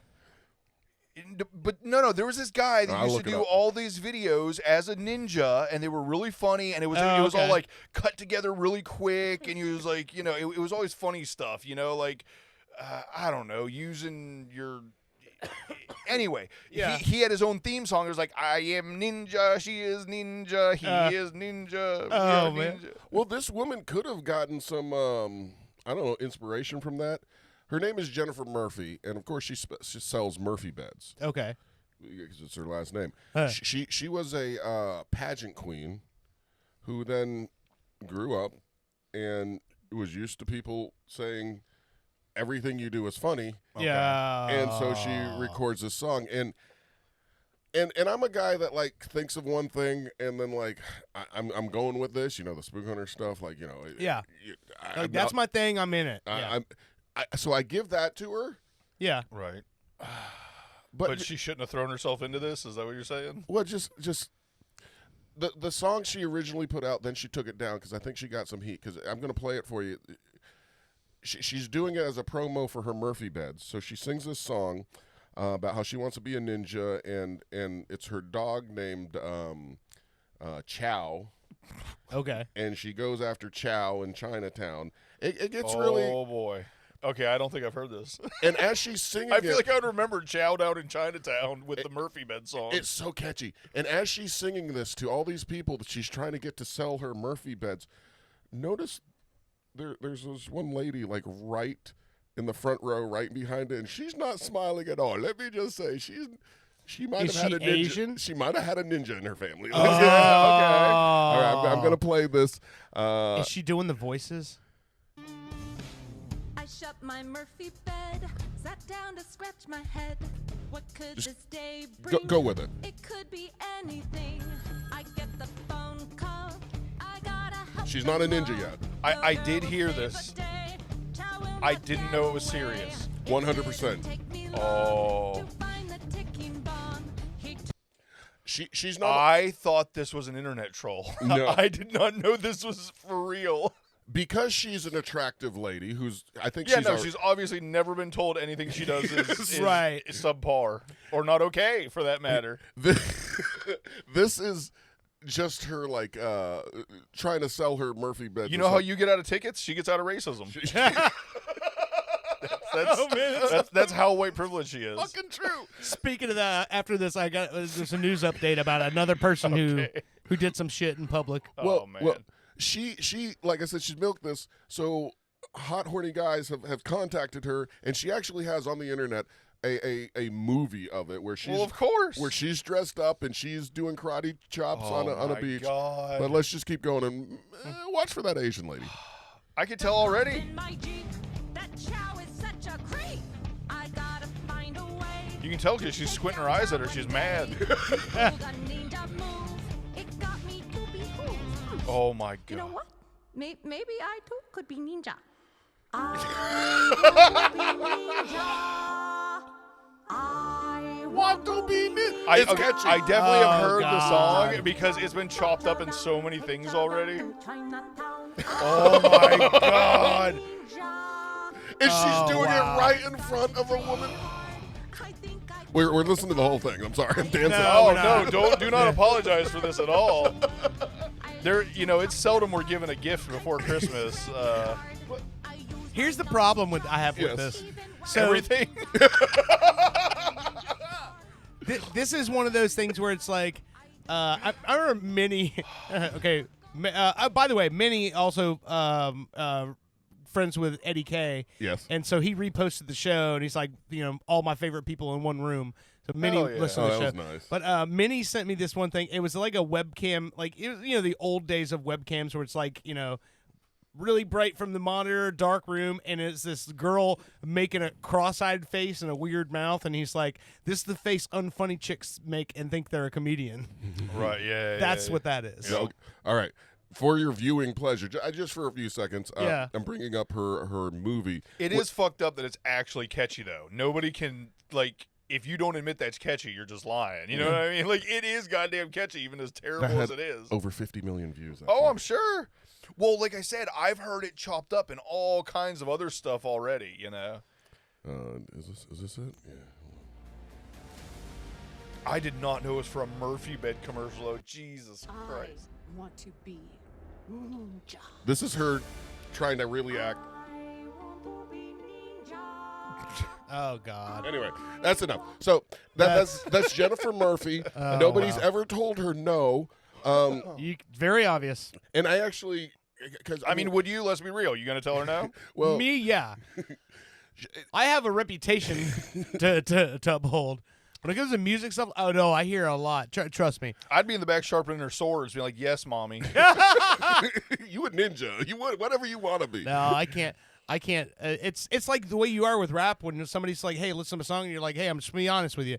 That's the way I am when it comes to stuff like that. I'm just like, oh, God, you privileged fucking. I'd cunt. come out of the back with fucking electrical tape pulling my eyelids back. Just so you know, Jennifer Murphy, she was the pageant queen of the Miss Oregon. Wait, she represented Miss Origami? She's doing origami too? I'm sorry, I can't read. Fucking appropriating everything. She represented Oregon at the Miss USA 2004. Okay. And so anyway, she won that, I think. So yeah, 20 years later, she's got to write songs about ninjas. she married a guy in 2006, and they divorced one day after their anniversary in 2007. So Okay. I wonder if that was Well, like. she's obviously That's a probably the massive guy that cunt. owned the Murphy Bed store. Right. Oh, Was it Mr. Murphy? She divorced Mr. Murphy? Bill Dorfman, but I don't know who that Oh, is. well, just that last name. Oh, I remember him. He used to have those golf videos and stuff when we were kids. Dorfman on golf, Dorfman at the Olympics. What the hell? That was a guy that stood on his knees or something, Yeah, it right? was Tim Conway. Tim Conway, that's Yeah. right. I'm weird enough. If I was a girl and I had to take the husband's last name and it was some weird fucked up shit, I just wouldn't date that person. Yeah, like, no, just So- avoiding that early. Tie into that, right? Remember the baseball Karen at the Phillies game that took the ball from that guy? She's suing Major League Baseball for embarrassing her and humiliating her in public. And Oh, that's such a Karen thing to do. Yeah, or you it's could funny just not 'cause- be a cunt.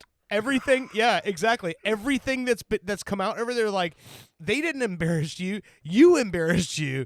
You got caught. Yep. Yeah, so that's something that happened. This As week. there was, you've been seen. Yes, yeah. Jennifer Murphy was also on The Apprentice, so she knows the president. Oh, so she's Oh, at the now it she's makes at way a- more sense. Yeah, she's at her pussy grabs. Now she's thinking about ninjas. She was also on CSI and Killer Movie in 2008, and she hasn't done anything since except YouTube. All I want to know is what was the tie-in? Like what was the discussion or thought that led up to go, you know what's going to sell a lot of beds? Yeah. Ninja. Well, I think Like, where's that jump? Yeah. I don't. And my brain makes up all kinds of weird. Culturally parody appropriating an and- entire race of people to sell Murphy beds. Yeah, but also like the assassins of that culture. Yeah. Is she saying they put people to sleep permanently because the bed's so good? I think you're thinking way too much. into this. no, she had a dog, and it was named. You're Chow. saying I think deeper than the Yes. fucking Oregon Miss America, Miss 2001. Miss Oregon. Surprise, surprise, but I think yes. Weird. I think you thought more about this. She probably did that. She did that voice at a dinner party one time, and all her other cunt friends laughed, and then she's Right. like, "I'm gonna do a song." exactly. I've already put more Sheila thought and into it. Trisha laughed at it. I'm sure everyone will love this. Oh my God, Janine said my ninja voice is the best. Yeah. It's because she had Cavalier. Yeah. Yeah. Anyway, all right. Let's switch gears to sports. Hey, we're doing a sports segment. Excuse me as my balls drop, because we're talking sports. No jerking each other off this segment. Well, we'll see. I'm about to jerk a dude off. I'm just being honest. Hell yeah. What did that? When? I'll be there. No, like philosophically jerk a guy off because of what he did last night. Oh, okay. Oh, okay. I was going to say, if you want to jerk me off while you're doing the segment, Yeah. the cameras are, titties up. YouTube so. might not like it, but So, did any of you guys hear about? Have any of you guys? And I'm sure Bushey already know the answer. Have you guys paid attention to what's going on in the postseason of baseball right now? fuck yeah. Yes, I do man stuff. Yeah, of course. But for all our listeners, Okay, so last night the Los Angeles Dodgers, which speaking in this matchup, I did not want the Dodgers to win. I was hoping the Milwaukee Brewers would win because they've never won a World Series. okay. They lost to the Dodgers. They got swept 4-0 after going 6-0 against the Dodgers in the regular season and having the best record in baseball. The Brewers got beat 4-0 by the Dodgers. Jesus. Right? Here's the interesting part about it. One guy last night had the greatest postseason game in Major League Baseball history. What? And when I said it's the Dodgers, can anyone guess who that one man was? The Dodgers. Giovanni Ribisi. Yeah. I One Frank. international I'm superstar, guessing Hispanic. Shohei Ohtani. Ooh, Asian. Yes. Do you guys know Shohei Ohtani? Oh, yeah. Shohei Ohtani, hold on. Shohei Ohtani is probably the most dominant hitter in Major League Baseball, I got the bobblehead in my car. who also happens to be one of the most dominant pitchers in Major League Baseball. What the fuck? He plays both sides of the game. He's the first player since Babe Ruth to be a starting pitcher and a everyday hitter. Last night, Shohei Ohtani threw 6 innings, only allowed 2 hits, 0 runs, went 3 for 3 at the plate with 3 fucking home runs. What the fuck, bro? And 10 strikeouts. That's like some best day of your life ever video game bullshit. It's funny because ever since he came into the game in 2018, he came in with the Angels first. Everyone was going, "Oh, we haven't seen anything like stuff like this since Babe Ruth." After last night, people are going, "You've never seen this before." Babe Ruth never did that. This guy shit all over 10 strikeouts and 3 home runs. Oh my god! In one fucking game. Ridiculous. When he hit that 3rd home run, I almost hit my head on the fan. I'm like, you've got to be fucking kidding me. Like, I don't like the Dodgers because of all the money they spend, and they're just one of those big fucking, but you can't hate that guy. I love Shohei Ohtani. I think he's so fucking good.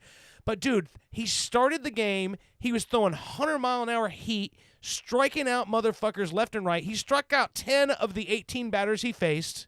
Wow. Jesus. Allowed no runs and hit 3 balls out of the goddamn park in one game, and the Dodgers are going to the World Series. No, I mean, even not being a sports guy, like that gave me chills. Like that is absolute. I mean, just think of we're witnessing that. That's like going like 30-0 in Call of Duty. Yeah. Babe Ruth was a pitcher, and that he pitched and he hit. I'll be honest with you, but they stopped him from pitching because he was such a good hitter. This guy has literally goes up on the mound and fucking pitches, and then goes to the bat and gets runs to support his own fucking pitching matchup. What's his name again? I'll be honest. Shohei Ohtani. I'll be honest with you. SHOE. It came right up. Oh, you did it? Okay. You're big if you Babe just Ruth, type in SH in your name. Yeah. I'm just going to be real. Babe Ruth must not have been that great of a pitcher because I didn't even know that Babe Ruth ever pitched until you. No, he was an amazing pitcher. He won a Cy Young Award and everything. Yeah, he was a great pitcher. Yep. So remember when the Red Sox won the World Series in 2004 and it was the first time in like 86 years?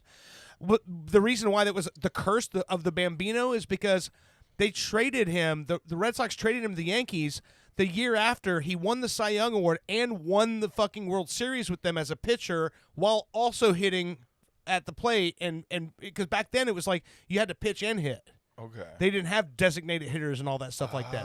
Okay. But then when he came to the Yankees, they were like, hey, he still pitched with the Yankees, but sparsely. Like over his career with the Yankees, he pitched maybe 10 or 12 games in the 10 years he was with them. 488 strikeouts in his career.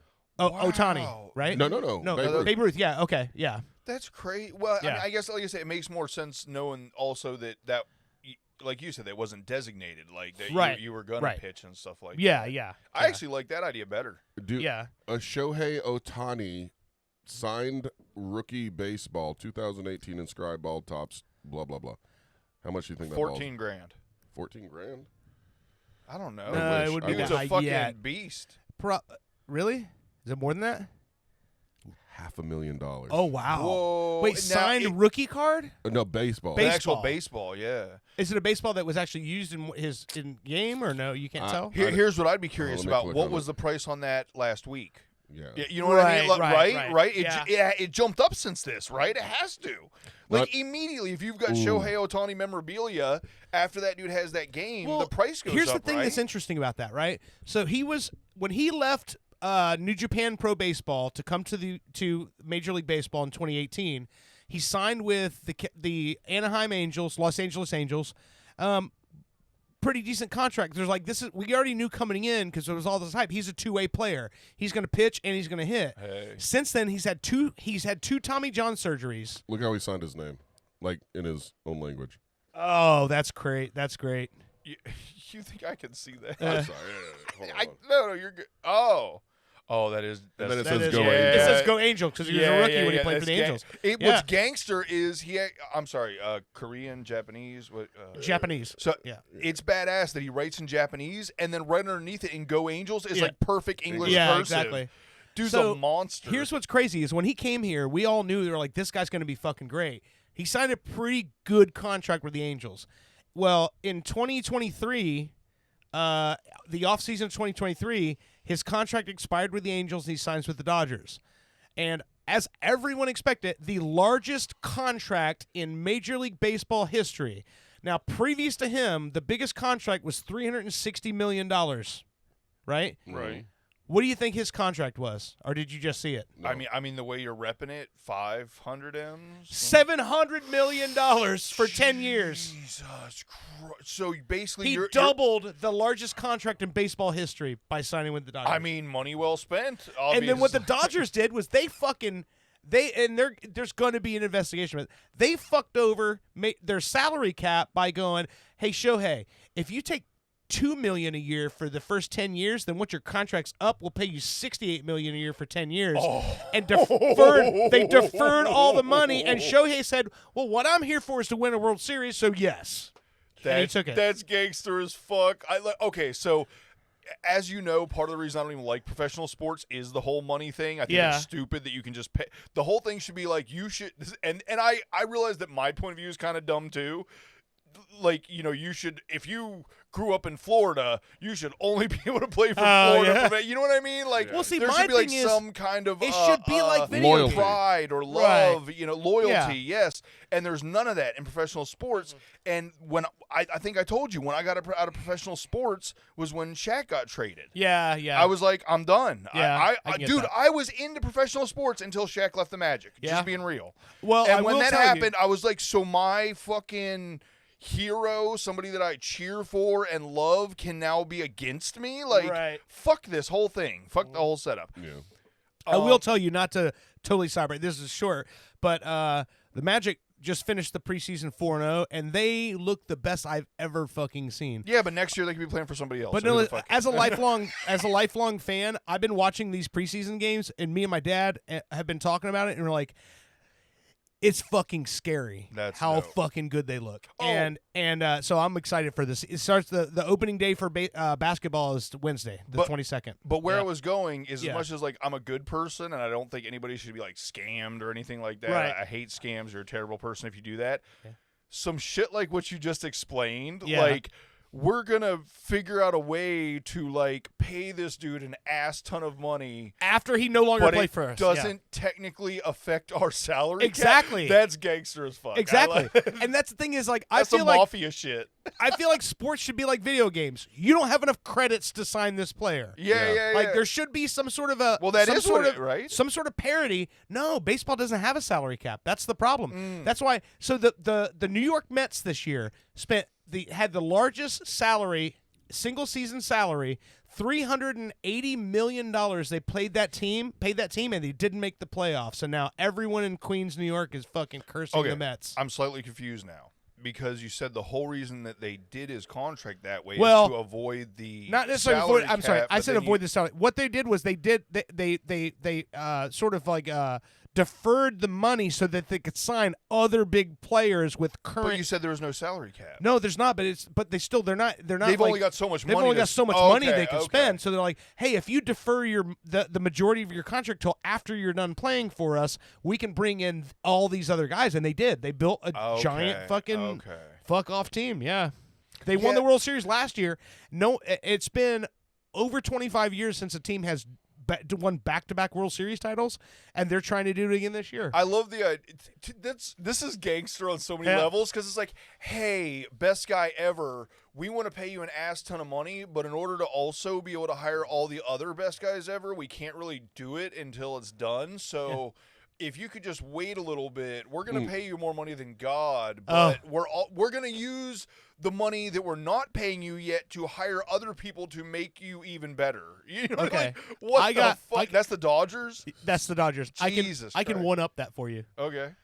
Team I just talked about, New York Mets, right? They've got a history of not being the smartest with money, right? July 1st probably doesn't mean anything to you guys. July 4th is a holiday, right? Well, in New York, July 1st is Bobby Bonilla Day. Okay. I love his sandwiches. You remember the name Bobby Bonilla? Baseball player back in the 90s and whatever. So this is, when I talk about gangster, like this guy's agent needs to be in the Hall of Fame somewhere. Okay. So Bobby Bonilla was playing for the New York Mets. The Mets get to a point where they're like, not working out for us anymore, Bobby. We want to fucking cut you, but we still owe you $6.9 million. So Bobby makes a deal, his agent, I should say, makes a deal with the Mets and says, you don't have to pay me right now. But 10 years from now, you can defer those payments, and you just pay me with accrued interest $1.9 million per year every year until 2037. Oh, shit. So this year, every July 1st, the Mets have to stroke a check to Bobby Bonilla, a guy who's been retired since 2001, still gets $2 million a year from the New York Mets until 2037. Wow. Yeah. Man. And here's the thing. After he played for the Mets, he went to the Baltimore Orioles. They did the same thing. Fucking after still had a year left on his contract, his manager or his agent made the deal with them too. So on July 1st, he also gets $500,000 from the Orioles. So this guy makes over $2 million a year. He's 60 years old now and still getting fucking paid. Oh my god! There should be a movie made about his agent. His bro. agent was Yeah. basically like, It'd be like some Better Call Saul. I understand you guys don't have the money now. Let's make a deal. Defer those payments And with that- interest. And I guess you're hoping he dies, or if you're the company, he dies. No, or that's something? not going to matter. Yeah, They still have to pay? it's a guaranteed contract. Oh, Jesus Yeah. Christ. Wow. Well, dude, I hope this guy doesn't turn out to be like that other guy that was on the The race. No, okay. he's had some controversy with gambling. Okay. His But no human trafficking. his interpreter or personal assistant took all the heat for it. So we really don't know. Was Shohei, is he like a fucking compulsive gambler, or because a bunch of money went missing out of his bank account and shit, and it turns out his assistant was using this money to gamble with, but his not him. other people who knew about the situation saying no, he was gambling with Shohei's money because Shohei was asking him to. So we don't know, but everything about the guy that I've seen, the interviews, the fucking community outreach stuff he does, he seems like a really genuine, good fucking guy. Yeah. So I'm willing to turn a blind eye to that just because of what he means to the sport. And dude, all the fucking Asian Americans that have baseball's a bigger deal for them over there than it is here anymore. Yeah. Even the celibate ones. Yeah, they're seeing this guy come over here and go fucking balls to the wall. He is ninja. I was gonna say he's a fucking ninja or something. Yeah. Baseball ninja. I'm looking. I don't know if y'all know this, but on Walmart.com, yeah. they actually sell like old school baseball cards and stuff like that. Oh, really? They're great. What? Okay. Yeah. Walmart's in the memorabilia business. Fuck yeah, dude. And I just did. They're like Amazon. Yeah. Okay. I just did a Walmart.com. search for Sohei Ohtani. Yeah. It's sold out, unfortunately. This one is. His rookie card, 2008 Bowman rookie card, number 49, PSA 10 Gem Mint. 2018, you mean? 2018. Okay. Yeah, what did I say? You said 2008. Whatever. Okay. $250, but it sold out. Yeah. So I was like, that might be a deal. Then I start looking at his other stuff. They have one here that's not even like a numbered card or anything, but it is available. It is a not even graded, $95 on their website. So basically, just like any random fucking card with that guy on, it's already at $95. Oh yeah. I get. And here's one. This is available. This is $275. If it's available, it's already not worth anything, right? Well, hold on. Right? I don't know. If it's available on Walmart, which anybody has access to, it's not But worth it. you didn't know these were available on here. Here's the thing that's crazy I don't about care. trading cards, though. The thing about trading cards is that rookie cards and stuff like that, they still have value, but like you're talking about $295, $300, that's typically where they top out at. Yeah. The cards that are worth all the money are the ones that have one-offs where they have like a piece of the jersey in it, or like a piece of the, like you have a Mike Evans one that's got part of his fucking receiver's glove in the fucking card. I'm just trying to say it's Walmart. Yeah. So if you're buying it from Walmart, it's obviously already lost its value, right? No, because Walmart.com is the same as Amazon, dude. They've got all kinds of collectible shit. Yeah. I was looking at Walmart.com. Remember the Ken Griffey Jr. rookie card that was like valuable? Sure. It's available on here. Yeah, I have that, and it lost a ton of value. Yeah, I think it's like less than $100 now, right? Well, yeah. This what I just showed you here. You don't even know what card you're getting. It is you're guaranteed one of his cards, grade at 10, rookie card, but it's a mystery pack, $275. Oh wow. I'm gonna start selling some mystery packs. You could get trash, or you could get. You mean you get Metal Joe back on the line? No, I just meant weed with a fucking question mark on the bag. But now that's at Walmart.com. Now on eBay, where they've got fanatic people. Yeah. This is a 1-of-1 Chrome Super Factor. Okay. No relic card. It's just a fancy glowing card. Yeah. $8,500. Yeah, I was gonna say, $8,500. Fuck. It's not even fucking graded. Now let's go to eBay. 2018 Bowman's Best Rookie Card Super Factor 1 of 1, pristine, graded 10 by Bowman or Beckett. Yeah. How much do you think this card is worth? This is ridiculous. I mean, after 14 grand. Yeah, I was just about to say 15. Like after everything you said, 25. What is it? I can't even actually say it out loud. Can't even show the what the fuck? 26 million? No, $425,000.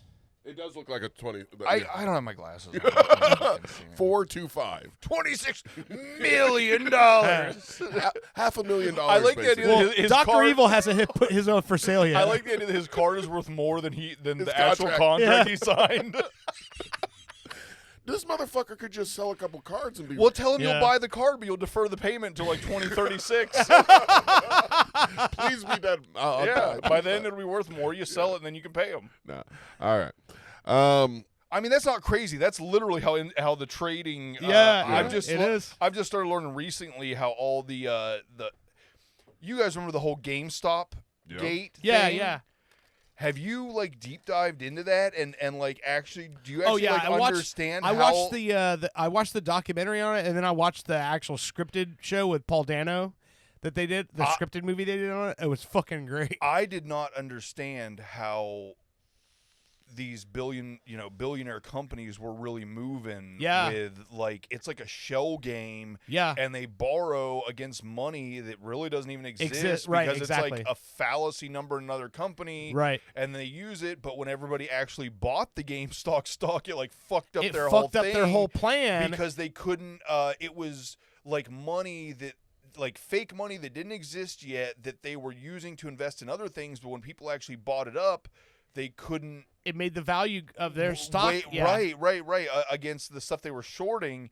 It's, oh my God, that stuff is so interesting. And the guy, I can't remember what the guy's name is, but it was something Kitty or something. But I just like the idea that like sports memorabilia, you could like short sports memorabilia so that you end up making more off it than the contract. Here's what's funny. You brought up stock, right? So that's actually a thing now. It's like, so you'll see, you can go online and find like, let's say a pair of game-worn sneakers. You remember that card? Yeah, I have that one.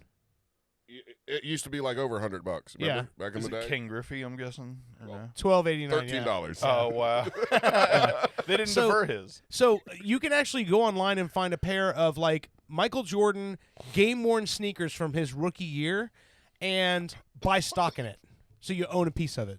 Ugh. And that's what they're doing with actual like big high-end memorabilia like that. Is they're just breaking it into shares and going, you can buy a share of this. That's so weird. And it's as like, the price of it, the time, value goes up, then It's like you want to timeshare a pair of sneakers? That's ridiculous. Well, it's just, the thing is, like, if you own, like, let's say you're one of the 100 people who owns a piece of that of those shoes, then let's say he dies and the value, like, quadruples, you can just cash out and sell your share and you made money off of it, And so it's, with stuff like that, that's like one of one, I mean, that's what they're doing now.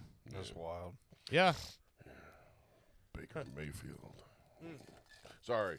I'm looking at cards now. Baker Mayfield's fucking killing it with the Buccaneers. Since we're talking sports and shit. Yeah. 5-1 after Monday, 6-1, and they should be undefeated because the Eagles cheated. That's all. The tush push. Well, yeah. I mean, why are you turning to Trump all of a sudden? No. Because they were great. Everyone they knows. Were wonderful. Why did they lose? They There's lost no way. business cheating. Everyone knows it was rigged. Exactly. That's what you sounded like. Everyone saw it. They know it was rigged. People are telling me. They're saying, hey, you won. We saw it. We know you won. In our books, you're still undefeated. Even though we've only had 7 games, they should be 10-0. I like Boston Trump. I don't know. All right. Let's take a break, and then we come back, we'll wrap this up. I think we still got to talk about that uplifting documentary. Alabama Solution. It is very uplifting. When I say uplifting, it's like people being lifted up by parts of their body. Oh. All right. Paper Airplanes and Paper Hearts by Everyone Asked About You. You said something so horrible then. Paper Airplanes. We love you. We'll be right back. You're listening to Pop Culture Radio. There's an ache in my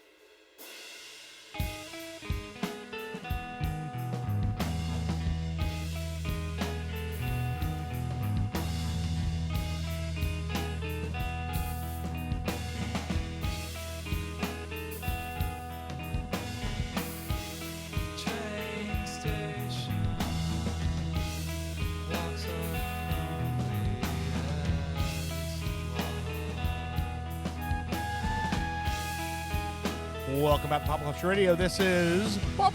Everyone asked about you with Handsome Beautiful. This is going to sound so dark, but I mean it as a compliment. This is the kind of song you're listening to like right before you end it, and then you're like, but there is still some beauty in the world because of this song, and then you don't. It's like the end of Fight Club when they're playing the Pixies. Right. Yeah. Oh man. Like I said, I know that's like a terrible thing, but I mean it in a positive way. You know what I mean? Like you hear this and you're like, no. You're like that. There's still emotion. It's the silver lining. There's still beauty in the world. Yeah, it's poetic. Whenever I get really depressed, I think about shepherd's pie. I've been cooking that in the game I'm playing lately. Makes me happy. Hey, but cooking shepherd's pie in the game you're playing? I just gloss over that. I mean, wait, I don't know. Do we really have 15 minutes? What game are you playing where you cook shepherd's pie? My sister's been playing a game for like 3 years called Palia.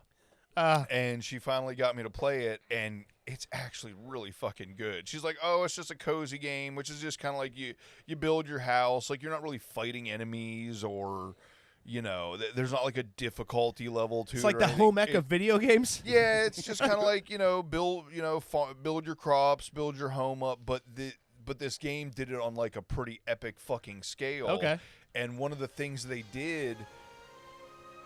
Is that it? Yep, and it's really pretty. Like it's a good-looking game. It's beautiful. It's really well done. It sounds relaxing. Yeah, it is. That's the thing. It is very relaxing.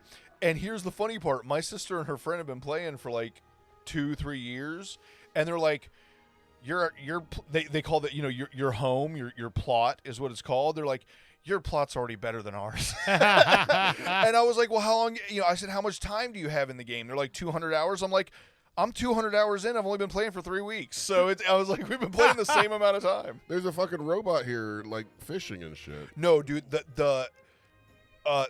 So the thing about that game, do you guys remember like months ago I talked about my time at Sandrock? Yes. Oh, yeah. And how it was amazing, and they even had like NPCs saying things like, am I detained? Am I detained? Like, they had all this tongue-in-cheek, like real-world funny scripting and stuff, even though it was a kid's game. It was like adult humor, like a Toy Story movie or something like that. This game is very along that same lines. It's like a kid's game, but then even one of the characters in the game is this like witch that lives out in the woods called Tamala, but everything she says, she's basically a cougar. Seriously, like she's basically banged every fucking male NPC in the game, but it's like a kid's game, so it's super kind of like tongue in cheek on the DL, but it's like if you're an adult, you're like, oh wow, this bitch is banging everybody. That's awesome. But no, you mentioned the robots. The scripting for the robots is amazing. They're called Galder, I'm not sure exactly how you pronounce it, Golder or something like that. Gold diggers. But they're like robots. And like the one Golder, the whole thing about Golders is their purpose is the oneness. And each Golder has to find their own oneness, and maybe this one's is gardening or whatever. But the one of them is fishing. The fishing guy that you talk to, it's Einar. He's a fucking robot, and he found his oneness to be fishing. And he'll even say things like later on, like two of these Golder were talking, and he's like, I don't understand what the point of fishing is. It just seems like you kind of stand there forever and nothing's really happening. And the other Golder's like, that's the point, is that it's not catching the fish, it's the time in between. And it's just like, it was so specific. It was like, it's just getting out there. You know what I mean? It's like using the terms that a fisherman that you've heard someone say before. Yeah. The one Golder in the game is like the one that was the builder of the other ones. And he always is so goddamn condescending to you. It's fucking hilarious. You show up and it's like, hey, could we talk? And he's like, I know that you couldn't possibly have anything constructive or intelligent to say, but you're here nonetheless, so go ahead. It's so fucking good. That's awesome. I said I wasn't going to talk about it because I always feel like it makes me look like such a fucking child. No, to talk about these games that I'm playing. No, it's fun. But no, Palia, free-to-play game, cross-platform, really good. And what I was getting at is it a console game or a mobile? It's cross-platform. It's everything. Oh, wow. You can play, my sister and her friend play on Switch. I'm on the Xbox. People are playing on PC, and you can all play together. Oh, cool. How does she make shepherd's pie in this? So it actually, there's two things this game does that it does better than any other game I've ever seen that has attempted it. First of all, most games where you make food, you get your ingredients or whatever, and then you go to whatever and you cook it, and at most you might have to like mash a button at the right time so that it's like cooked right or something. In this game, you actually have a chopping station, a mixing station, an oven, and a stove. And each dish you make, you would have to like chop the garlic, chop the onions, take the potatoes that you chopped and put it in the oven. There's also a timer going on, and then some of them it's like, oh, you got to flip this meal 3 times. So you got to decide in between chopping or whatever when to actually, oh, I need to flip this meal now, and you find out, okay, it's best to do it in between like the potatoes and the garlic. This is making me sound worse. But you had to ask her. No, that's great. I'm digging it. So here's the funny thing. You can have a party of up to 4 people, and they can come to your plot and shit. Well, you can cook together. And if you cook together, it actually only takes the ingredients from the person that's doing that particular part of the dish. Oh, okay. And you also have to, not have to, but if you only have one of each station, then you all got to take turns or whatever. Well, if you build 3 chopping stations, then 3 people can chop at once. Oh, okay. And so fucking, like I said, my sister and friend got me into this game. They're saying about how good I am at my, my plot's been built, and it's like actually, really nice for someone that's only been playing a short amount of time.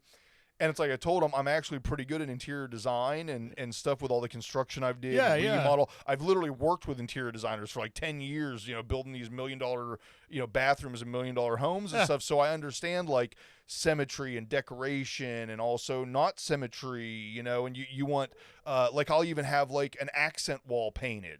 You know what I mean? You don't paint the whole room the same color. You paint 3 walls one color, and this other wall you paint burnt orange that you have your fish tanks against because it makes them pop. So really things that maybe my sister never knew about me, and she's like, "Oh, holy crap! This dude actually can design something really good."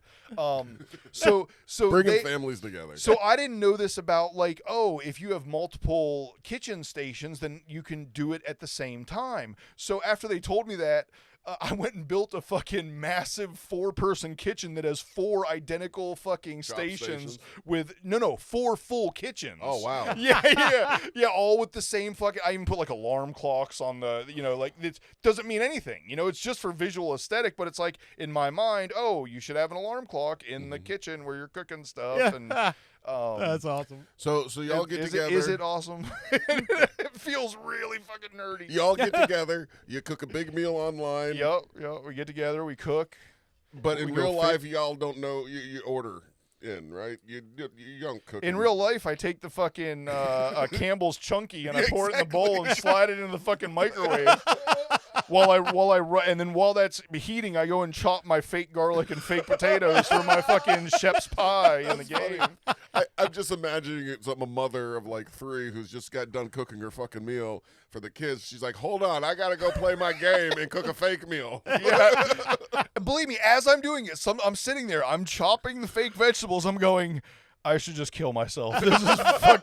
This is the end. This is how it ends for me. This is pointless. Oh, that's fucking great. Okay, so the other thing, so the cooking is yet again the most impressive I've ever seen in a game where it's really well thought out. Even the recipes, like you would have to do things you would do to make that recipe. Right. Like I said, some of you cut the potatoes, but then you got to bake the potatoes. Other ones, it's like, there's like sauteed, I think it's like a steak dinner. There's like sauteed meat. So you got to cut the meat and cut the spices, but then you got to mix that together before you go saute it, but the other thing the game does really well that I've played probably 20 to 50 base building games, right? Where you're like building walls and roofs and all that stuff. None of them have a grid. None of them like grid anything out. So it's literally 100% off your eyeball aesthetic and like trying to count maybe like snaps of how many times it moves. Oh, dude, yeah. This game not only has like a full grid, but like a grid in the grid. You know what I mean? Yeah, so yeah. like even down to micro movements, you can go, oh, okay, it's 3 squares on the diagonal. We'll put it like right here. So someone who's like borderline OCD, loves symmetry, I can get everything perfect almost instantly. Like it takes awesome. all the fucking eyeball guesswork out of it, which is really important in the grand scheme of things. Well, very cool. It brings you joy. Well, here's the thing. Me and my sister, we've both been gamers for a long time. We've never played a game together. Oh, that's cool. There's never been a game that me and my sister are playing at the same time. That's cool. It's called Paleo? Palia. Palia. I've heard people call it Palia, Palia. Oh, okay. I've heard it called Palia, but I'm pretty sure they meant it to be Palia. Like all the hints in the game are like, everybody was new at some point. Let's work together to make a accepting community. You know what I mean? Pal. It's like the word pal. Yeah. Yeah, and you can even like there's 4 times a day you can request like ingredients or materials from other people. So even if you get like stuck on something, you can just request it, and people are nice enough to give it to you. Oh, cool. Okay. There's like a card game in the game that's basically like a altered kind of Go Fish. That's a lot of fun. Let's move on from this. Please. I was waiting for Owen to rip it up. Please, go. Go. I'm just letting you go, man. No, I love please it. don't. No, here's the question I have, which brought all this up. Like, in the game, and you're making your shepherd's pie. Yes. Do they have peas in it or not? There are not peas. God damn it. You're right. It's not a in their defense, it's Shep's pie, not shepherd's pie. Okay. Well, I asked because it's Shep's without peas. Shepherd's has the peas. Today, I went to some place for lunch, and I got a shepherd's pie to go and brought it home. And they were nice enough. They go, "Do you want cheese on top?" I go, "Yeah, of course." Duh. Yeah. There's been some places I've gotten there's no cheese on top. I'm like, "What the fuck is this?" Yeah.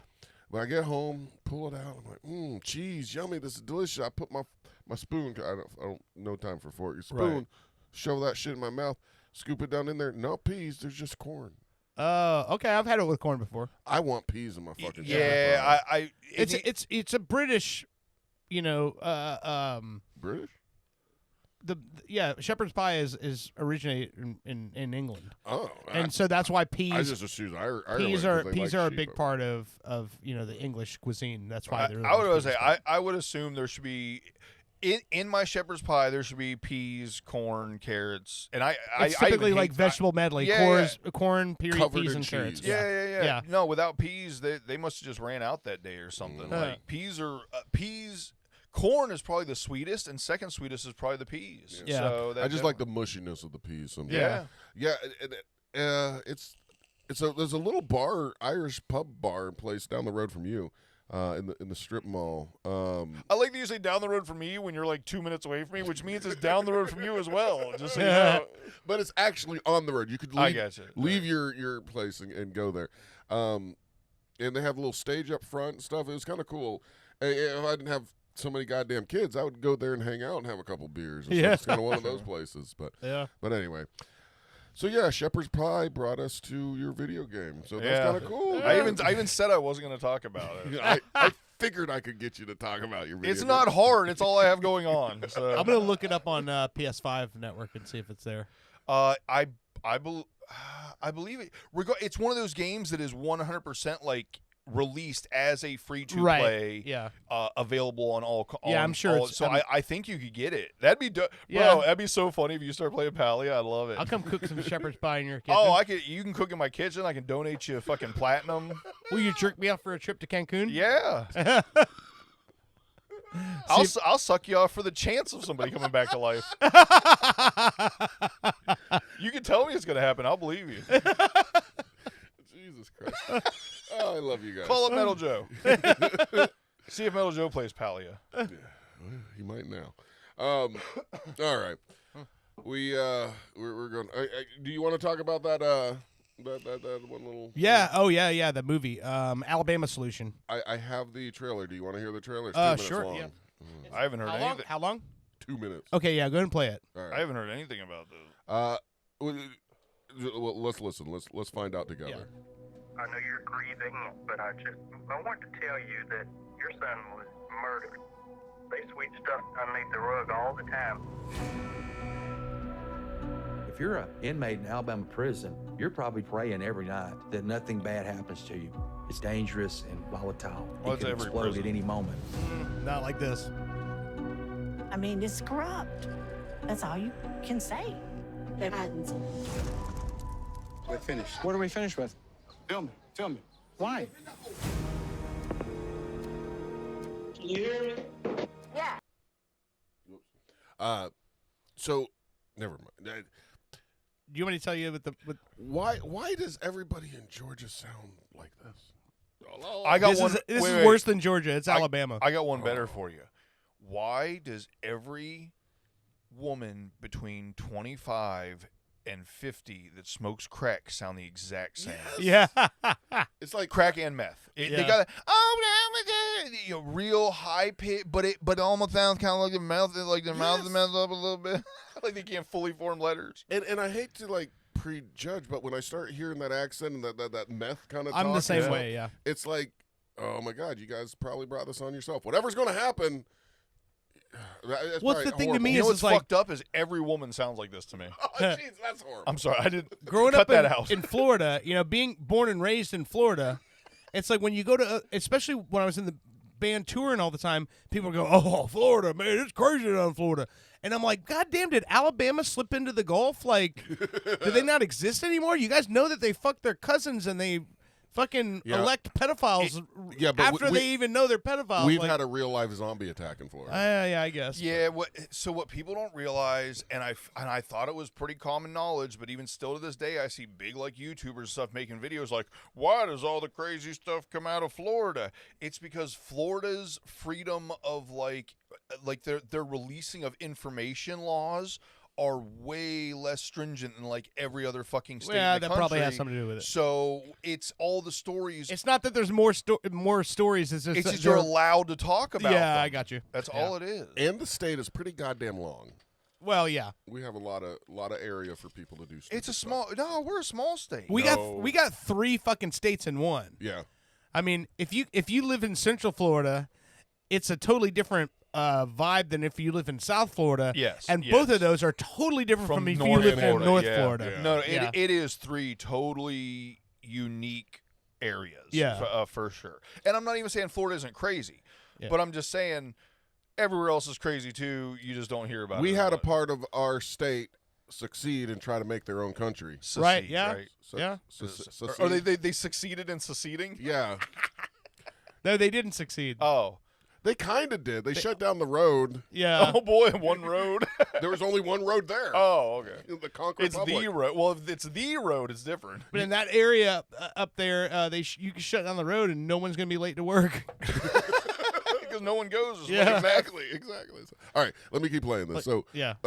This All right, Alabama. Yeah, it's Alabama. Yeah. Hold on a minute. Police in here. Oh, okay. Don't talk.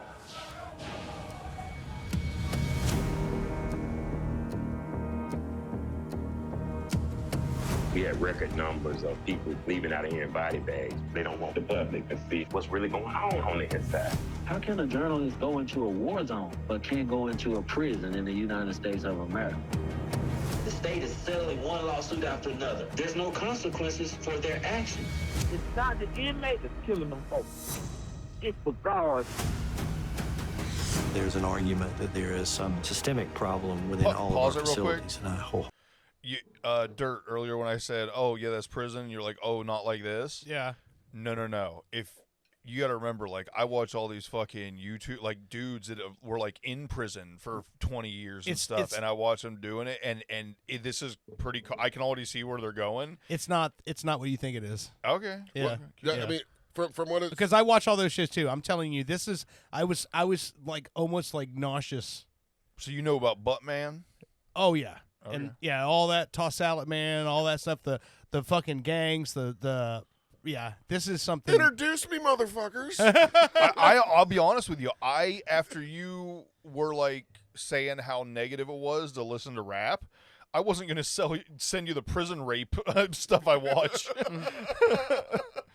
I mean, it's these guys, and what they're doing, they're trying to bring it to light. Like, hey, look at what's happening in these prisons. Just allow it to happen. Yeah. You know how fucked up it is. It's not like I'm watching.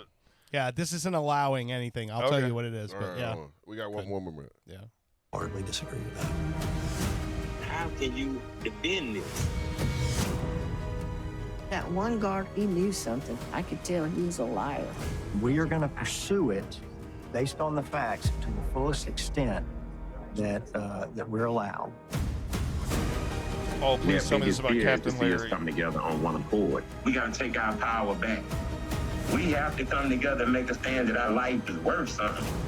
I came to prison in 1985. I know what you folks will do. We have been taking life and death risk to get this information out while we still can. The Alabama solution. Okay. Yeah. So the way this all started was in 2016, the guy who ended up making this movie, he was at one of the prisons in Alabama doing a like a short film about this church group that every year they go to each of the 14 Alabama state prisons and they throw a barbecue and cook for the inmates and all that stuff. That seems nice. And so it was like a fluff piece, right? And at some point during this, the inmates started pulling these guys aside and going, "Hey, man, I really need to talk to somebody about what's going on right now." And they started passing phone numbers to these guys, and the next thing, that's the scene you saw where they go, "Hey, you're done here. You're done filming." And they're like, what do you mean? Why were you done filming? You're walking around with inmates. You don't have guards around you. This is too dangerous. You're out. You're out of here. And Alabama's, which is the truth. I mean, that. But Alabama's one of those states where they don't allow camera crews inside the gates, and that's why when the guy says journalists can go overseas and film in the middle of a war, but they're not allowed inside of a prison. Yep. And so what we end up finding out is happening is, so Alabama has basically a slave labor prison system. Right. Now, a lot of prison systems, even in Florida, you'll see DOT inmates like clean up the side of the road, stuff like this. No, these guys are like doing the landscaping at the governor's house. Yep. Yeah. They're working in the aquarium. There's kids and there's inmates that are fucking handing turtles to the kids, and like they literally, the prison system is responsible for like 25% of the manual labor in the state of Alabama. Right. Like, so they go out and they work all kind of jobs, right? Well, just to be honest with you, I don't have a problem with that. If you're a horrible person and you're trying to pay your debt to society, hold on, let's not be so quick to judge. Okay. What we end up finding out is that they keep passing laws to eliminate. So basically, they had in like this one particular year, it's from 2016 is when that started till now. They were having 4 times as many inmates murdered in prison as they were being granted parole. Right. So what was happening was their prison systems were 200% over capacity with only 1/3 of the staff that was necessary to run these facilities. And then they kept passing laws. So like for one guy on there, he got a 3rd-degree felony for burglary of an unoccupied dwelling, and they sentenced him to 15 years in prison. And he was doing just all this grunt work manual labor. So they were just making all these sentences so steep that they were just fucking throwing guys in prison to get all this free labor to run all this shit. And so the Department of Justice comes in and goes, "Hey, like this, what you guys are doing here, you know, this isn't how prison's supposed to work." When Alabama says, "We don't let the government tell us how to run Alabama. We got this down here," and all this shit, right?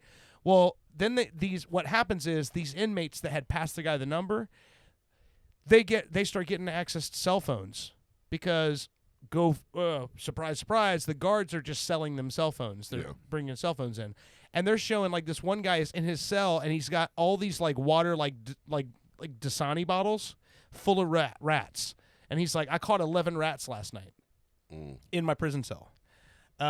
He's like, they're showing the floor is covered in water. It's like there's like an inch of water flooding the entire prison. This is where they're living, right?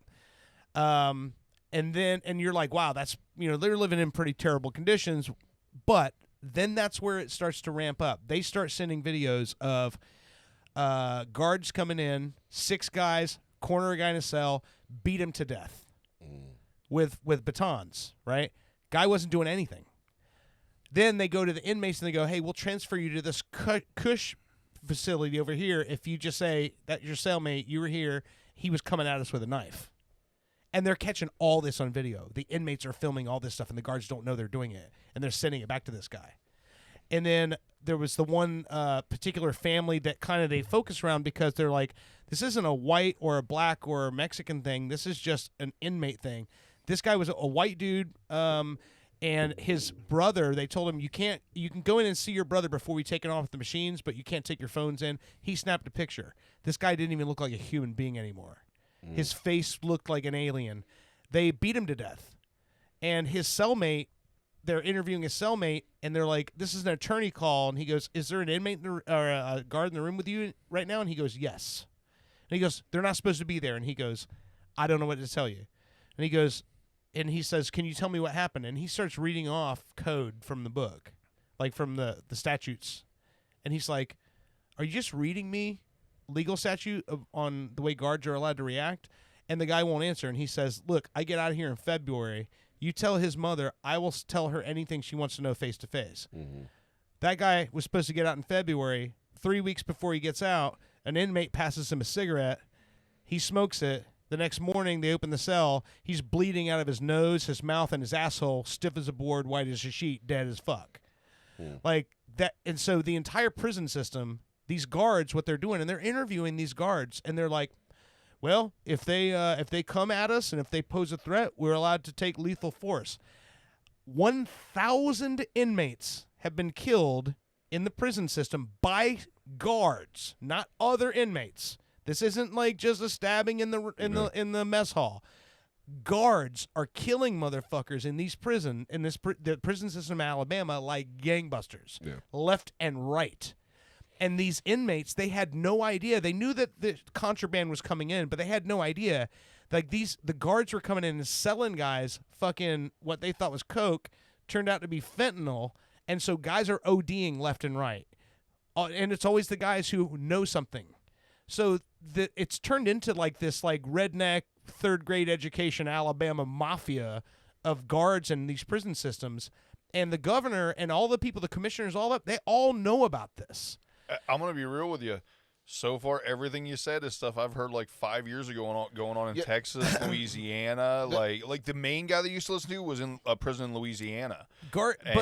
Guards killing inmates, yes. It's happening at a 7,000% clip in Alabama as so anywhere else much in the worse nation. Alabama. That's what they say. But yeah, somebody's got to be the best at it. 7,000%. As opposed to another state. And and the crazy thing to me is like what made me nauseous about it is I'm looking at, they're showing these guys charges, and their charges aren't even crazy charges. Yeah, that's the hard thing. And they're being sentenced like 25 years to life for the guy having a gun as a felon, and they're like, maximum sentencing was three years, and he's like, but then they pulled up because I had 7 misdemeanors between 20 and 25, so they habitualized me. And so he goes, I only had 1 felony, and now I'm doing 25 years to life. And he goes, every time I come for parole, they deny me. And so the prison population keeps growing and growing and growing, minus the motherfuckers they're sending out in body bags. Yeah. They're not paroling anybody because they're just basically creating a slave system where all of these inmates are just doing all of this labor for the state of Alabama. And all of this, and they're just creating this. It's out of control. All of this lies in privatized prison systems, Yeah. which is a fucked up thing. Yeah. Because it is it's slave labor. It is legalized slave labor. For a long time, they said that slavery is not gone. It's just switched to the prisons. Yeah, yes, yeah, absolutely. That is what it is. But it's like I looked at the one guy that was saying he was the cellmate of the dude that they beat to death. Mm-hmm. And he said he told the guy on the phone, he's like, I'm going home in February. I'm not telling you shit about any of this. Yeah. And then next thing you know, somebody passes him a laced cigarette, and he ends up dead 3 weeks before he gets out, before he was about to come out and tell them exactly what the fuck happened. Every single person, the one guy that was on there that was like, they call him, he's sort of like they said he's like an inmate activist that's in the prison there. Mm-hmm. And he was talking to them and explaining to them what's happening and everything. They beat the shit out of that guy, blinded him in one eye, and then put him in solitary confinement. And then somehow he was able to still get a cell phone smuggled into him in solitary, and he's FaceTiming with the lady. This guy's fucking face doesn't work on one side anymore. His whole fucking head's caved in because they found out he was talking to these people. So 6 guys come in, and his cellmate FaceTimed them, and he goes, Robert is nonviolent. he goes, he has told all of us, don't throw a punch, let them be the bad guys. We have to take the high road here. He goes, he was sitting on the toilet with both of his hands up and said, I don't want any trouble. And he goes, I thought he was dead. They dragged him face down out of the cell through his own blood, and the other inmates were filming the streaks of blood coming out of the cell into the fucking guard shack. And they said somehow when they were trying to clean the blood up before the investigative team came in, they spilled a bucket of ammonia next to him, and the fumes woke him up, and that's how he knew he wasn't dead. But he's like, yeah. The one that really stuck with me that's like, it's crazy. You don't realize what you think the thin blue line is something. Wait until you get around a bunch of fucking corrections officers. Yeah. And there was one of the guys I used to listen to. He'd always tell stories about this guy named Captain Larry or whatever it was. Yeah. And this guy basically was sexually assaulting inmates for years. And the only reason it finally came to an end was there was like a new corrections officer that had only been doing it for like 6 months. A lady like came in and fucking caught him, and she actually like blew the whistle on it. But it was like well known by all the other guards, we're talking 60, 70 people, that this dude would just like on his shift go pick a new inmate, and he usually get the new guys that were really scared, and he'd be like, hey, come here, I'm going to take care of you, don't worry about it, and then get them off in a room and sexually assault them to the point of needing like stitches, Yeah. Ouch. And all the other guards knew this shit was going on. Yep. And that's the thing in this, the one thing that got me, or that made this documentary to me so impactful, is that they keep showing their even like news segments where they're like, cell phones being smuggled into Alabama prisons, and they're showing tables of like hundreds of cell phones they confiscated from inmates, right? And then they flash to these guys FaceTiming the director again, and they're like, how do you keep getting the cell phones? He goes, the guards, they sell them to us. Yep. He's like, they sell us the drugs. He goes, and he's like, they sell us drugs to sell for them, and then we bring the money back to them. He goes, and then they'll sell us cell phones. Well, the thing about it is those cell phones are what made that documentary, because they're filming these fucking pieces of shit doing this stuff. And they're like, there's one where this guy's literally just sitting at a table, and a fucking corrections officer comes up, grabs him from the back of his shirt, pulls him down, and then just a swarm of corrections officers literally just beat this fucking guy till you see the movement stop in his body, and then one of them just grabs the bottom of his fucking pant leg, and they just drag him through his own blood out of the room. And you hear these guys, and this guy's trying to be quiet because he's got the phone, and the guy starts crying, and he goes, that guy, he goes, you know why that just happened? He goes, because that guy talked to somebody about one of the dudes that raped his inmate or his cellmate. He's like, that's why that just happened. So these guys are literally just running these facilities like a gang, and they're just, oh, you talked to somebody? Well, you're done. We're gonna we have the. It's like a mafia. Yeah, and they're like, and then they'll tell the other people at the table, they're like, hey, if you don't want this to happen to you, when they interview you, you tell them he was posing a threat and he was attacking us. Oh. And it's like these guys, and the guys who were talking, they're like. The guy's even telling him, he's like, I'm risking my life by talking to you right now, but if I don't talk to you, nothing's ever going to change. And it's that weird thing of, is it okay to feel bad for rapists and murderers? It's like, it's that weird thing, too, because you got to remember the people to say, that's a shitty generalization. Because these guys aren't all rapists and murderers. In fact, maybe 1% of them are. And I didn't say most of these guys are guys who with fucking... Three DUIs get you 3 years in prison in the state of Florida. That's what I'm saying. I get it. What I was trying to say is, I'm sure a lot of these guards maybe started with that mentality. You know what I mean? Like, oh, it's okay to do this because fuck this guy. He killed his pregnant wife. You know what I mean? Something like that. That's part of the problem is because they even say. But it may start that way where you're a guard thinking you're doing something good because you beat a pedophile to death. But then it slowly, works into, well, I'm making a lot of money selling these guys drugs, and he only had DUIs, but he's in here with all the other guys, so fuck him. You know what I mean? I'm sure it's a building. Well, they even said it's so hard to get people to come work for the fucking correction system that they just take anybody. Right. He's like, and so the one former corrections officer that's in the documentary talking, he said every single person that works in these facilities is a guy who used to be the guy that got bullied a lot. Yeah, he says, and so we gave him a shirt with a badge stamped on it, and now he's the bully. Yep. He's like, that's the problem. He's like, these aren't people with law enforcement backgrounds. These are the best that we could get for the amount of money we're going to pay. And it sucks. They did they did an experiment where they took random people, they assigned them as guards. They took random people, assigned them as inmates. Yeah. And all the people that had that power, they started ganging up. And yet again, what Dirt just said, this is nothing new. If you remember when I did Break the Law out here, I did the karaoke, I did Break the Law, and I was like, oh, it's one of my favorite. Well, Lord Infamous, in his verse, goes, we all knew this dude who got fucked up after every class. He was a bitch in school, but now he towed a gun and badge, put on a uniform, and now he think he's super bad. Fuck your vest, you get laid to rest under the grass. I do not give a fuck because you are an officer. I put you in a coffin, so you fucking with a slaughterer. So police don't serve and protect, they bang you. And then the last little party say about basically they don't serve and protect. They're actually the ones out here doing the most dirt. Yeah. They just happen to have a badge, you know? Yeah. It's crazy though when I saw some of the sentencing structures in Alabama, and it's like, and the guy who's the guy who's directing the movie, who made the movie, he just gets off of a call with one of the state senators, and he turns it off and he turns the camera. And he goes, it's impossible for me to explain how fucked up this is. Yeah. He's like, and how fucked up this whole state the ADOC is.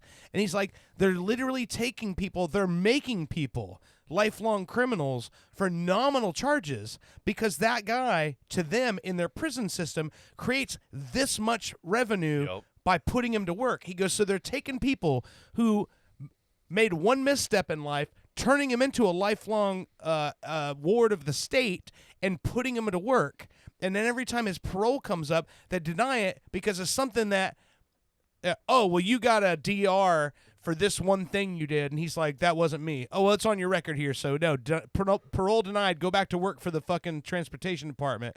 And that's what they're doing, is they're retaining these people, not giving them parole, sentencing them to ridiculously exorbitant sentences just to keep them in the system because those inmates are literally the ones who are keeping Alabama running. Well, the biggest thing going along with that always got to me is, you know, if you actually listen to these guys telling their prison stories and stuff, there is no self-defense in prison. No. If someone's going to sexually assault you and they've been telling you that for weeks, and even everybody else knows because they've been telling you in front of other people that they're going to get that booty and all this stuff for weeks, and then they do it and you stab them to death, you get more years on your sentence. And that's crazy to me. You can't, so basically you just have to be assaulted or take more years. Right. And I'm going to be real. If that's me, I'm taking more years. So as I think most men, would. Right. Oh man, it just puts you in a no-win situation. And yet again, there's people that go, "Oh, well, you shouldn't have went to prison in the first place." Well, fuck that. A lot of people have fucked up, weird stuff. If I had every instance of me doing something that I could have gone to prison, if even one of those would have happened, I'd be in prison. Right. Right.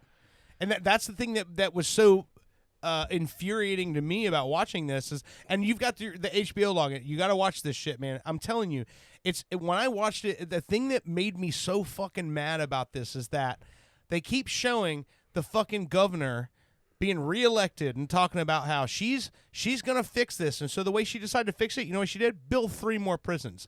And then when they go, well, they're over budget now. Take $100 million out of education, put it into the prisons. That's crazy. That's what they're doing in Alabama. No wonder, and that's the thing that's so crazy to me is like, and I get it with like what you're saying about Florida, but I'm like, you don't understand. Like, fucking West Virginia and Alabama are literally the most backwards, fucking uneducated fucking places in the country, and because we get a guy who was fucking kick paddling an alligator across a fucking swamp while he's eating a lollipop, we get, oh, Florida's crazy. I'm like, we might be crazy, but you're fucking stupid. You're idiots. Like, it's like, oh, well, I wasn't riding an alligator when I fucked my sister, so I guess that's better, right? No, nobody there to film it. Yeah, but it's crazy. Like, when I watched that today, I watched half of it, and I'm like, I got to go fucking shower and get ready because guys are going to be over.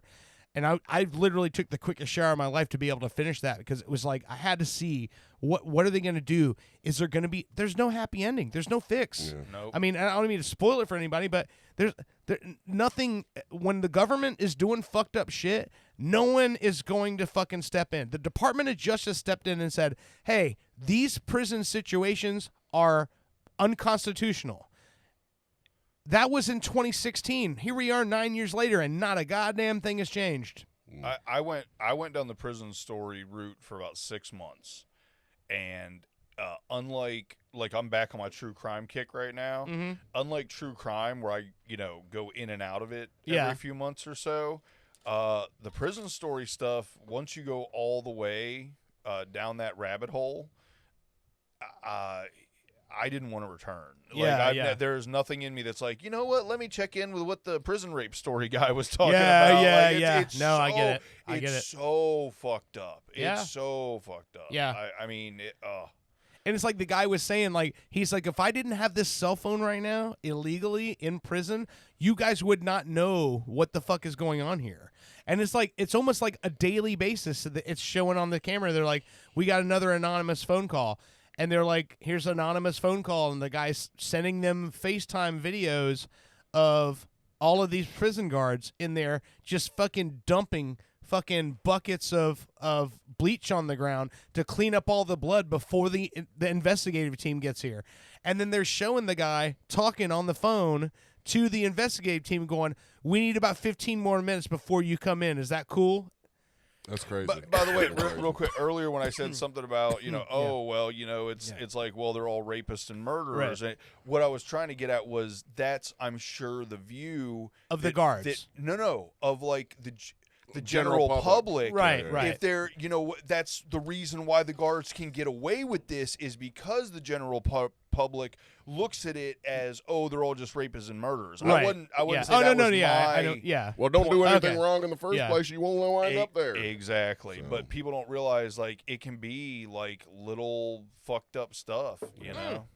Usually we get one of the drunk. fucking one of the state segment. I gotta say that one of the state senators, when they're having hearing about this, and they're all of the families of the people who've been killed are sitting there, and the fucking guy literally says, well, the best way to ensure that criminals do not reoffend would be for us to execute all of them. But the Constitution won't allow us to do this, so you all just have to deal with the fact that criminals are going to eventually be released and be put back on the streets. He literally says that to the fucking in the board meeting. Press conference. Yeah. Oh, jeez. That's what he literally says. No, and he's this old ass man, and the first thing I think of, I go like way back to the old me, and I go, motherfucker, if you didn't have something protecting you right now, you would have already been taken out by natural selection. I'm watching you, you wobbly old ass motherfucker, talking some slick ass shit in front of all these families right now. If there wasn't anything protecting you, if it wasn't illegal, that whole mob of families would be up here fucking stomping your ass out right now. So what that's what drives me nuts with these people. Think, well, I've been on the Senate here for 26 years. That means you're old and easy to kill. It's very easy to unalive you, sir. You know who could solve this whole Alabama thing? Who's that? Michael Jackson. No. I think I could go far. I am a natural Just send her there. We did get off of the lighthearted funny, didn't we? All right. I had to bring it back to something that made you smile. Right. All right. End I the was show smiling quick. about prison rape. Well, that's terrible. I didn't say. You Cut can that. get. You can. That's the name of the show. Oh. No. You can giggle. I don't name the shows anyway. It's just funny to say that. It's prison murder, which is not good. Yeah. I don't know. They're all. I don't think that if I had to choose, you only raped in prison or murdered in prison? Oh, definitely murder. Yeah, but yeah.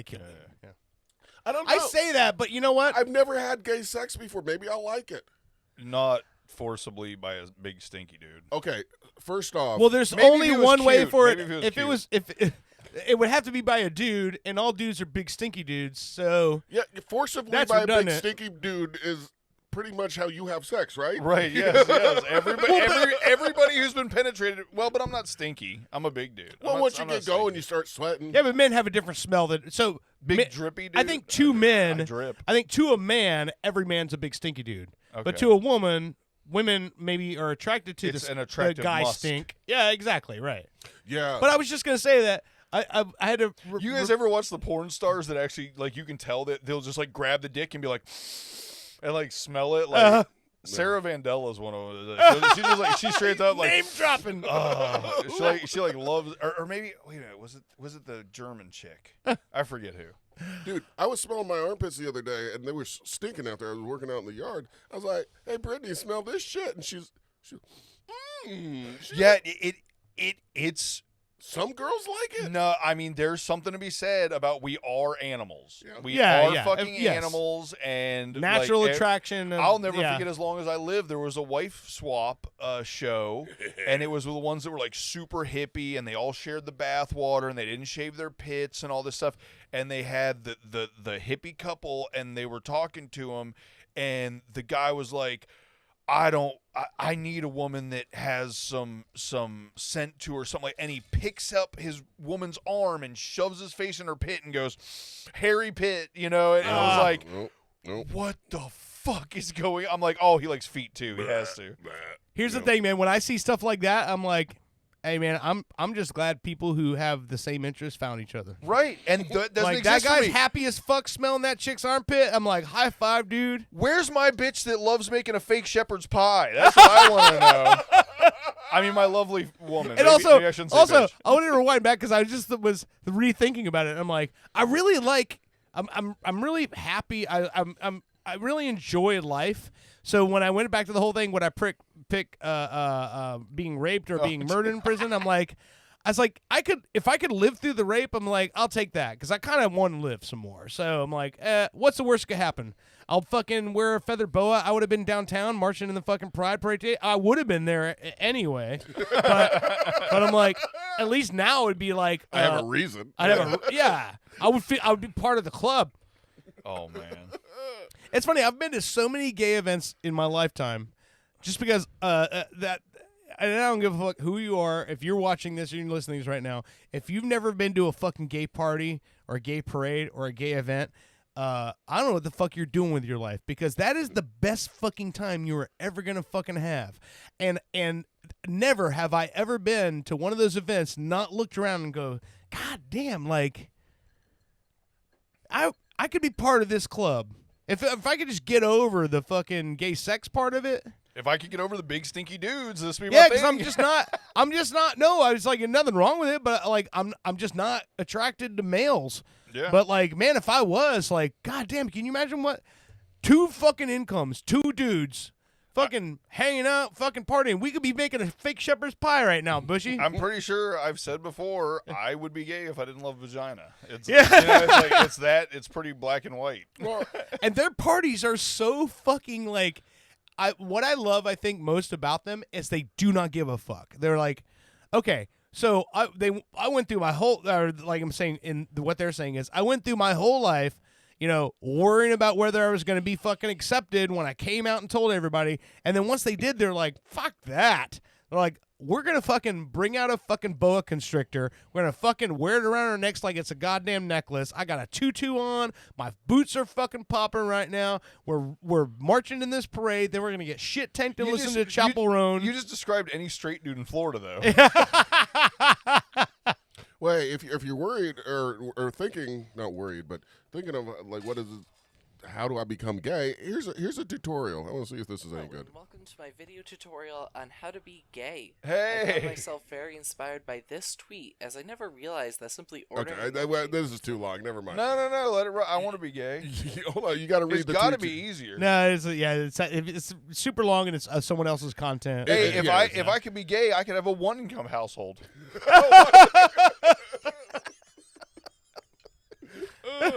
Okay. I made the joke the other day where I was like, listen, I've never once had like the urge to go, you know what I'd like to do?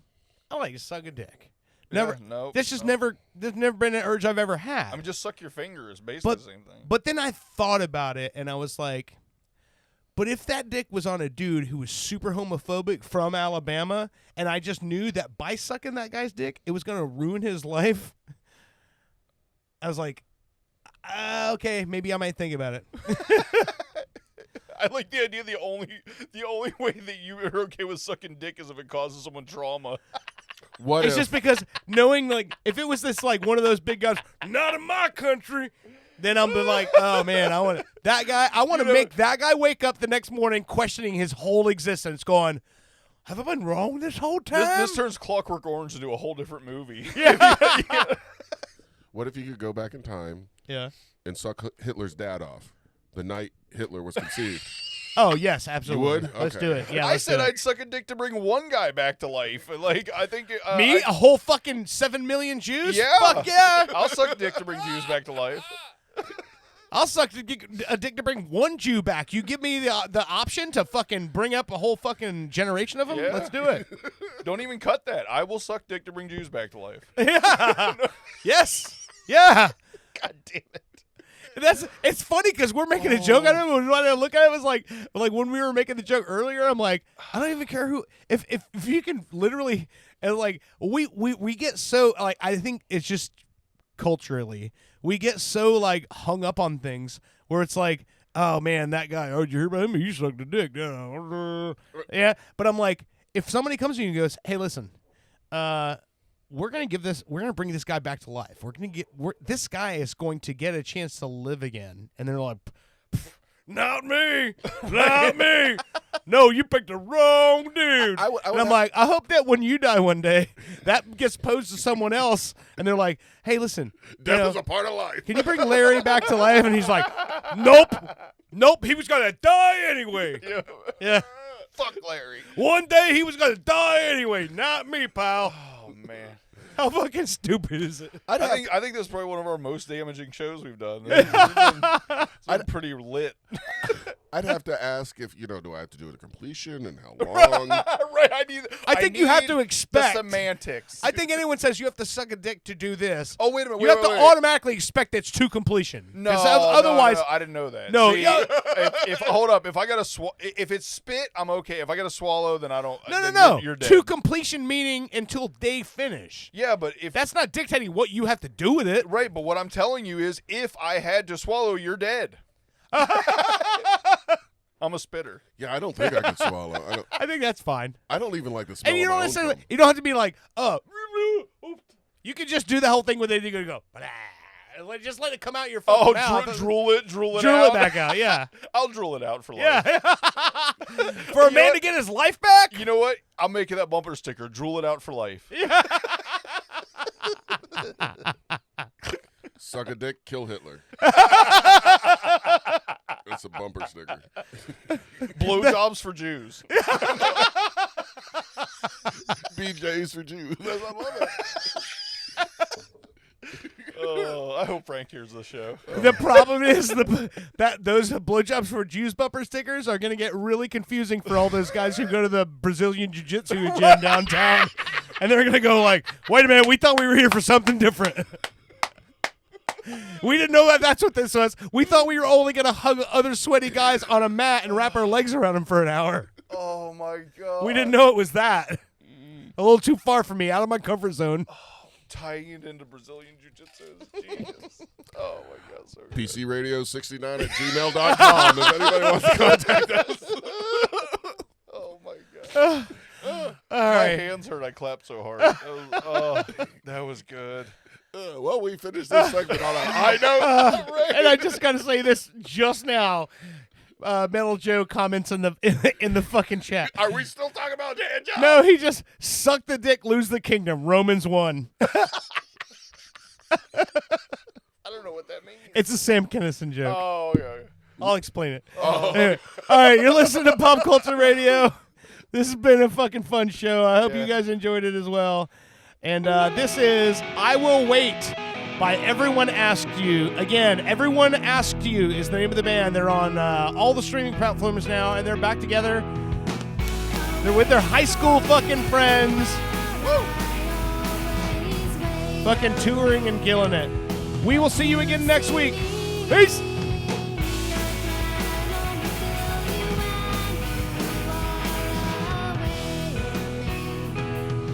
Pop Culture Radio has been a weird Florida production. Like and subscribe on your favorite podcast. Love y'all.